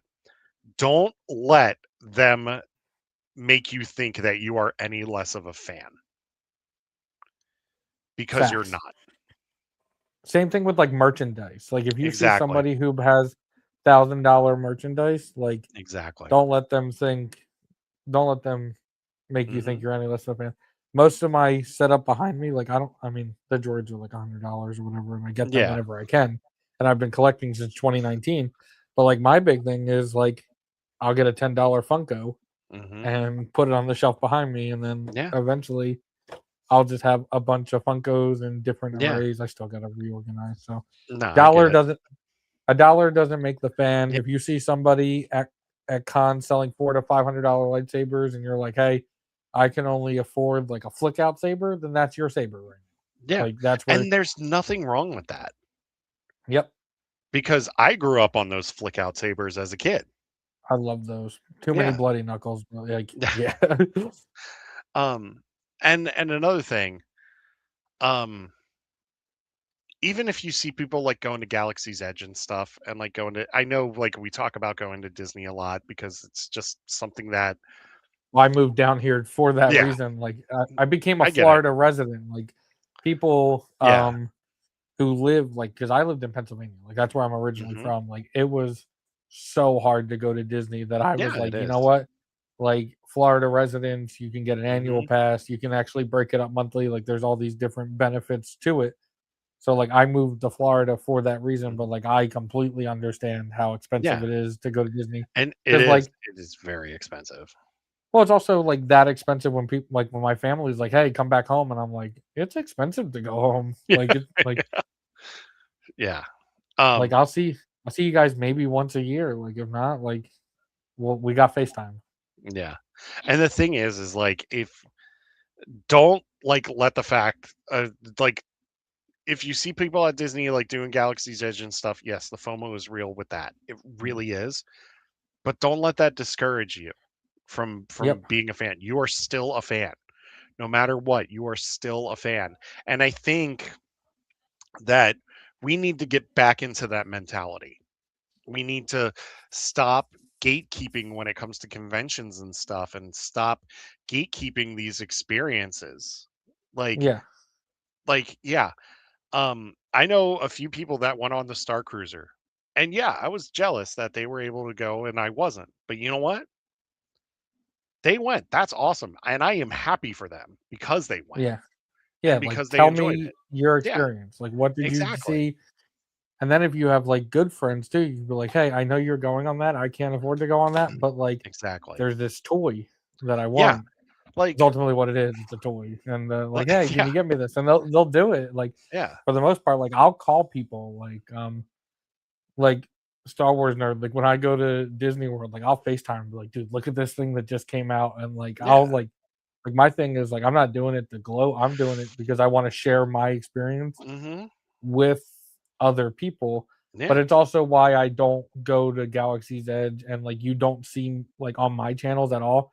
You don't see my day at Galaxy's Edge because my day at Galaxy's Edge was ultimately, even though I do Star Wars YouTube, like that's where I'm at. I went there for me that day. Like, Exactly. also, I have no idea how to be a content creator. Like, I know how Neither to do write a I, bro. script and make a YouTube video, but I do not Yeah. know how to be in public and actively be in somebody else's way. Yeah. And that's another thing like um don't like if you're going if you're going, right? Yeah. It's okay like watching videos and stuff like that if that's what you want to do. But just experience it for yourself. Even if that means like the first time you go to Galaxy's Edge, you don't take any pictures, any videos, nothing. Just experience it for what it is. Because that's what the human experience is about. It's about experiencing things. It's about, it's okay to put the phone down. It's Yeah. okay to do that stuff. Um, you know, Yeah. I've been to eh, Galaxy's Edge so many times, and yeah. you have a friend. I don't know her name, unfortunately, Allie, but I think so. She's the one. Was she the one talking about data pad? I still don't know what it is. But like last yeah, time I was there, I got a notification on my phone from like the Disney Parks app. It was like, "Oh, now's the time to play data pad." And I was like, I've been yeah, here more than 200 times. Not once have I ever played data pad. Like there's always something new yeah. to do. hmm And that's the thing. And when it comes to conventions and stuff, like don't if you're able to go, don't think that you have to like meet every celebrity or you have to do all of these things. Like Yeah. take Or get your an time. autograph or whatever. Like, Exactly. Take your time. And another thing, and back me up on this. Have you ever just like I've walked up to people like if I'm not able to buy an autograph or if I'm just not interested in getting an autograph or something, but like I still enjoy that person's work, I will walk up to them and just talk to them for just a couple of minutes and just say, "Hey, I just want to thank you for this or that." You know what I mean? Just being like, "Hey, that project you did had an impact on me." that And was most me with yeah. that was me with Manny. So Yeah. like my best friend's wedding was the day before, and I remember I had asked my brother, I was like, hey, the only thing, like, he was like, what do you want for your birthday? And I was like, I want to take a picture with Manny Jacinto. Mhm. The celebrities prefer the people who do pictures over autographs because Yep. for the most part they know where the autographs are going to go. They know that the autograph is going to go online for the most part or eventually make its way online, so they like the personal aspect of like taking a picture. I prefer that as well. Like, yeah, Yeah. cool, it makes my product valuable one day. I could sell it for something, but like I'd rather just remember the experience. Like I Mhm. remember when it used to be called like the Wizard Cons before it became Fan Oh, Expo in Wizard Philadelphia. World? Yeah, Wizard Yeah. World. Yeah. Um I remember meeting like Stephen Amell, and I had no idea who Stephen Amell was. I had bought it from my sister's ex-boyfriend, and he was like, "Well, you paid for me to take a picture with him. You're coming too." And I had like a whole conversation, like 5 or 6 minute conversation with Stephen Amell, and it Yeah. was completely awesome. But yeah, you don't need to have a lot of money now. There are some expos that you will go to that if you don't have money and you're not buying an autograph, they will keep you secluded from the main Yeah. actors. But there's just some That's very people true. like if you go to the right con, you will get to say hi, which is like how it was with Manny. Like, hey, like, like my big thing was everybody calls him the Stranger. I feel like his name is actually just Chimere. Like I Yeah. think that's his actual name, and he was like, huh, like, that's interesting. And then the other big thing was like my buddy Star Wars nerd was gonna be like, you're my favorite thing about the Acolyte, and I was like, like I told him I was like, it's not really like it's kind of like condescending, I think, to somebody Yeah. like him to say that because like this is a project that he was in. Like maybe there's things that he would change, maybe there isn't. He'll never tell you.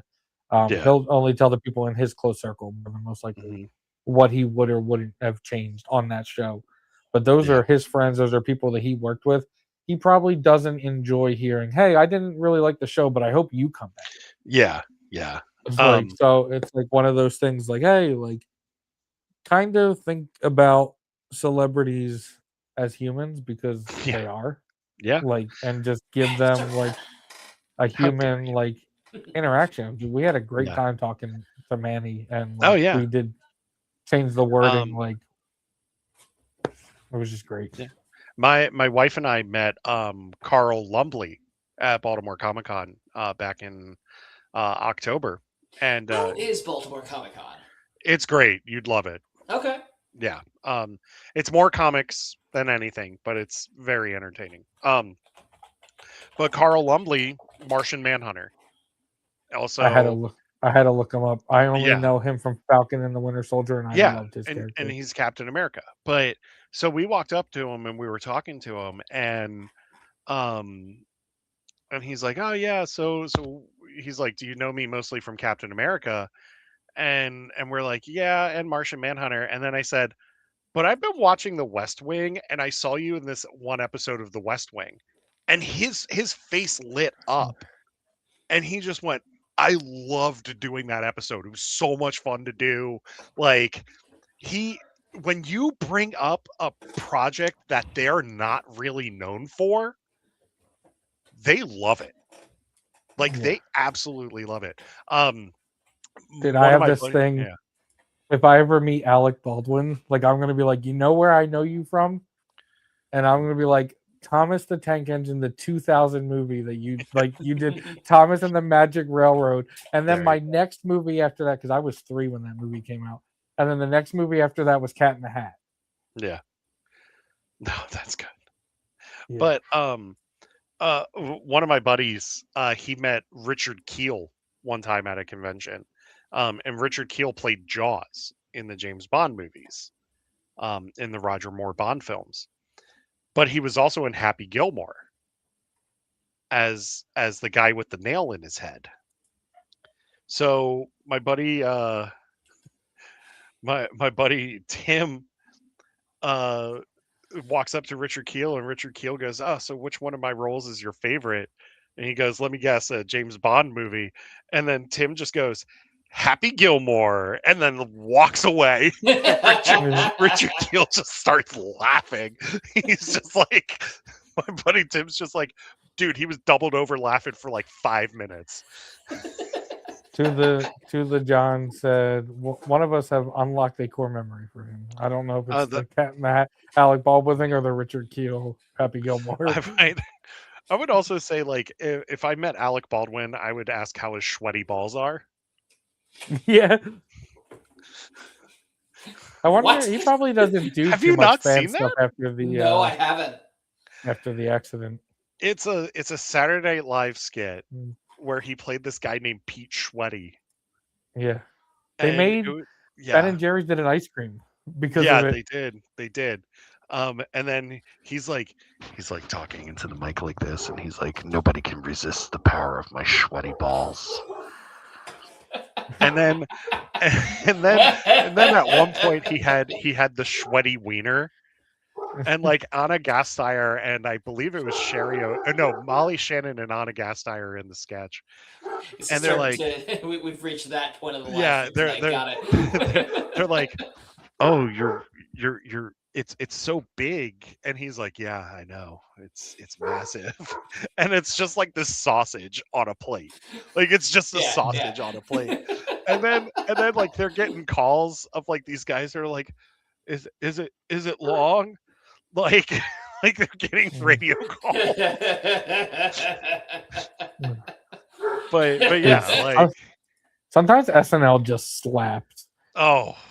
I remember they did the Beavis and Butthead skit recently.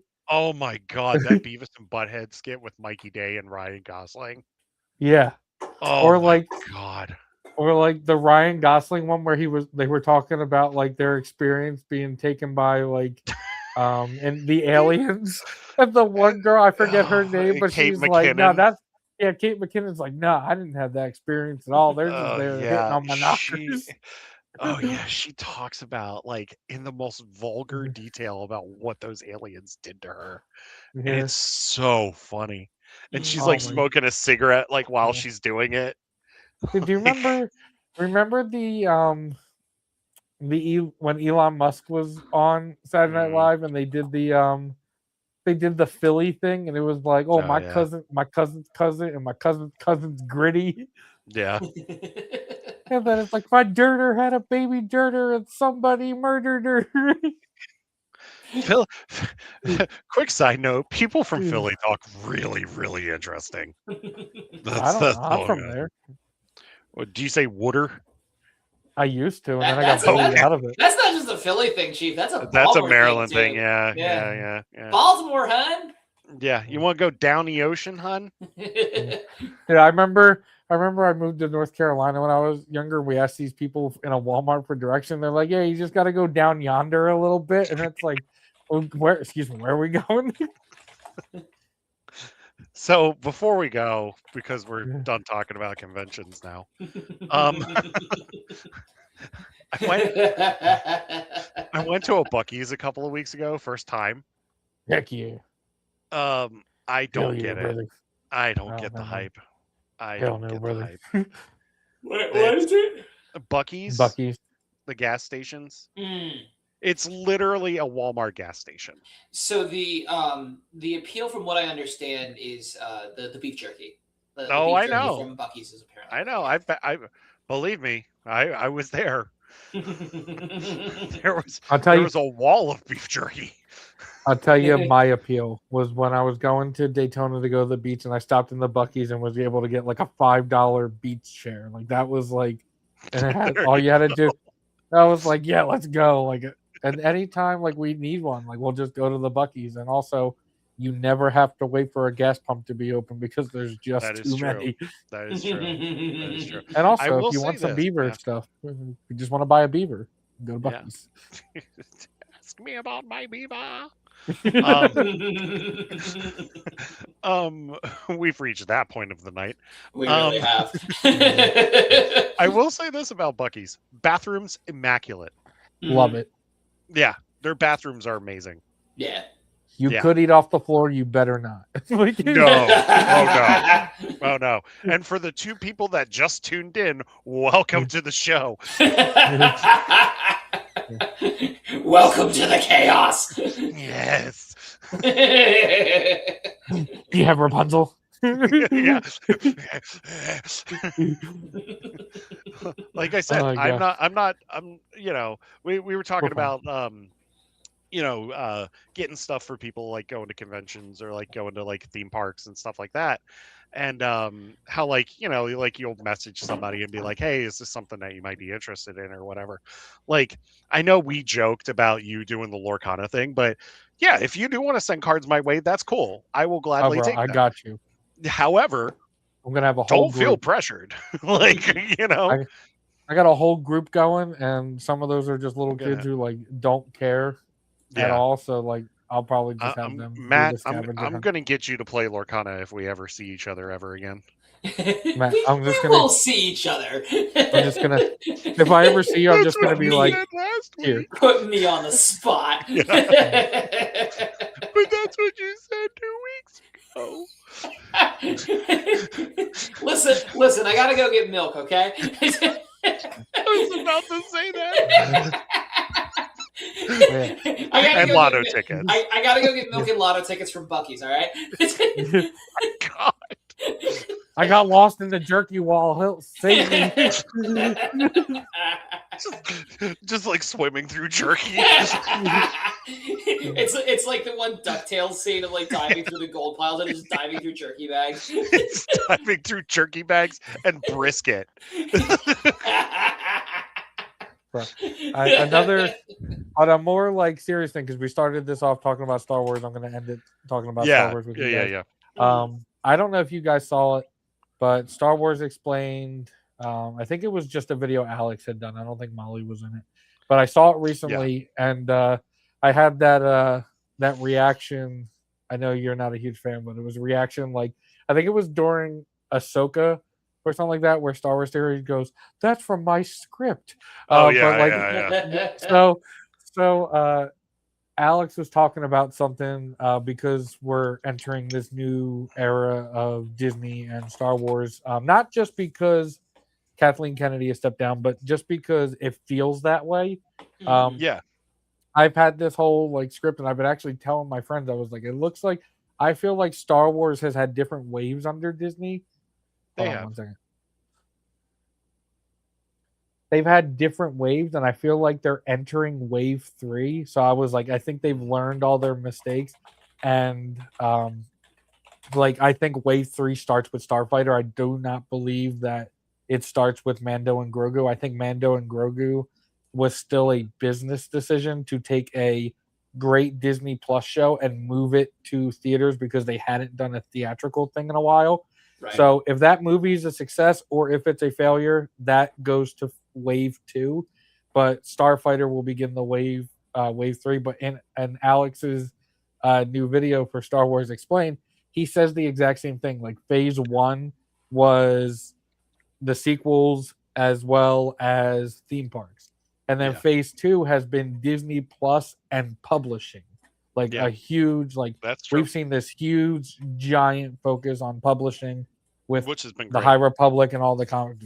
So great. It does make Star Wars, in my opinion, feel a little bit like homework in a sense because we've gotten so much of it. Because like I still haven't gotten to that Sanctuary book yet. Oh, it's a great book. But I need to. Very good book. Lamar Giles knocked it out of the park. Yeah, but now we're entering phase 3, which is now going to be theatrical movies once again. And I told people, like even people that I'm close with who've been super down on Disney, I was like, honestly, I have never been more excited, especially with like what we're hearing about what we're getting now, like what is coming now for us. And I think wave 3 is going to be all those failures and all those successes, everything learned upon, and just be what everybody wanted from the beginning. Now, there's still going to be people who need to get their YouTube views who are going to just bash it, and they're going to need you to support their fan films. But I think we're in for a treat, and I think that all really starts with Starfighter.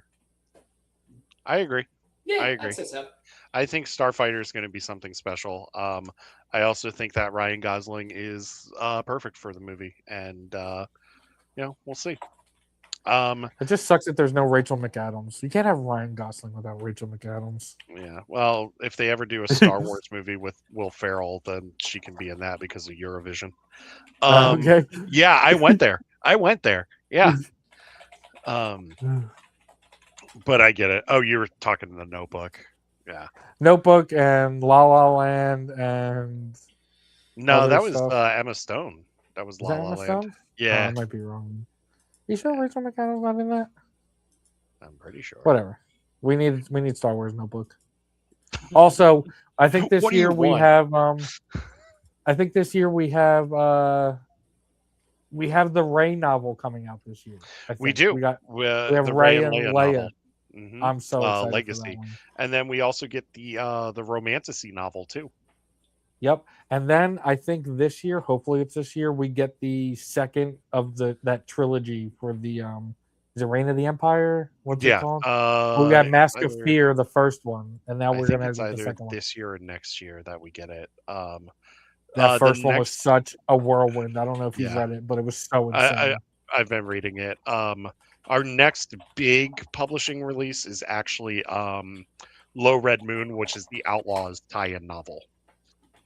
I love that. That game was so much fun if you're like somebody I who love likes Outlaws. stealth.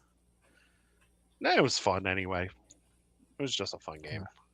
I stealthed that mission 100%. I took out entire Imperial bases without ever being seen. Nice. Yes. Suck All on right. that one, Luke.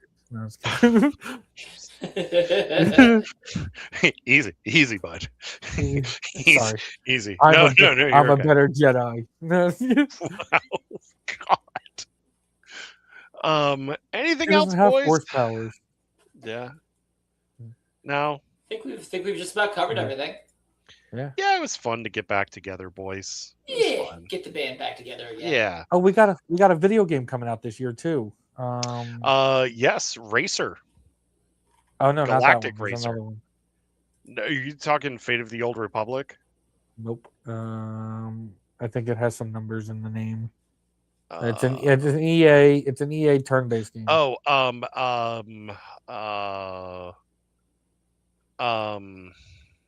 it's the one from Respawn. Zero Company. Zero Company, yes. I believe we're getting that, and we're also getting Galactic Racer this year too. So, boys, if you want to form a pod racing team, we're doing it. Let's go. Yep. I'm getting Ricky Bobby on our team. This might be dangerous, but I do love. Could you imagine, like, real quick before we go, could you imagine like being like the Star Wars equivalent of Ricky Bobby? And it's like, hi, I'm Ricky Bobby, and if you don't chew this gum, then criff you. Like, and then, if you don't chew this gum, eat chuta. He's like trying to speak Huttese about like prune candy or something. He's like, "Oocha chuba guba da prune candy." Like,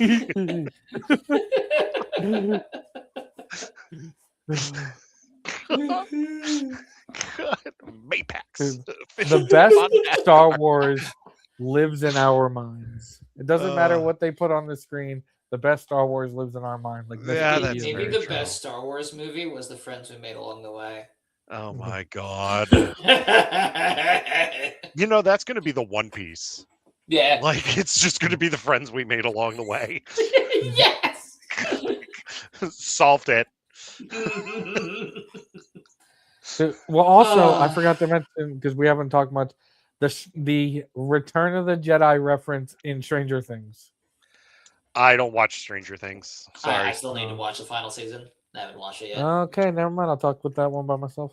It's fine. I'll just cry. Yeah, you go do that. Meanwhile, chat's probably like, when's this gonna end? I don't like this Clone Force guy. I don't like any of these people. It's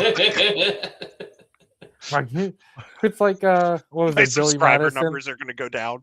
It's like this scene with the teacher from like Billy Madison. Like, that was the dumbest thing any of us have ever heard, or something like that. No point during your time did you make any coherent thoughts. I thought that you were gonna be like, you get up your ass and you find the damn dog. I love Billy Madison. This is such a great movie. Anyway. All right, boys. All right, people. Well, it's good to be back. We have a lot of stuff coming up in the pipeline. We're going to be back next week with a live show. And then the week after, we're at Farpoint, but we're going to have a lot of videos and audio and stuff like that coming out of Farpoint. So stay tuned for that. But that's it for now, people. Oh, also our RPG show returns on February 1st, in which we're going to be doing a fun little adventure in the city where our players just arrived to. So it's going to be kind of like a day out for our players. There may be drinking, bar fights, all sorts of fun stuff. So There might be a all right. Comforce 97 appearing. No. Maybe if you want to make a character. Matt, I still need to get you in on that. Yeah. I don't know how to play, but I'm so down. I've been wanting to play for years. So we're using Daggerheart, which is the Critical Role RPG. Wasn't that the half elf from Baldur's Gate 3? That was Blackheart. No, Shadowheart. Shadowheart. That's close. Yeah, I only know Braveheart, the Mel Gibson. Take our lives, but you can never take our freedom. Just replacing Baldur's Gate 3 cast with Braveheart cast. Okay, Braveheart, what's your action? Shoot lightning bolts from my ass. The Nether Brain can never take our freedom. Meanwhile, like all the other characters are like, where the hell did we find this guy? Anyway, that's it. We're done. Before we get even more punchy, join us in the Discord. I'll be in there shortly after the show. Boys, thank you once again. It was great. Been a pleasure. Yeah, Braveheart is good. It is not funny. Yeah, it is not funny. You don't watch Braveheart to laugh. No, if you do, if you laugh during Braveheart, yeah, so you might have a problem. Yeah.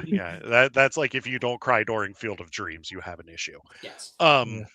Anyway, bye everybody. Bye. Bye. Bye. Have a wonderful time. Bye. Bye. Hi, I'm Paul.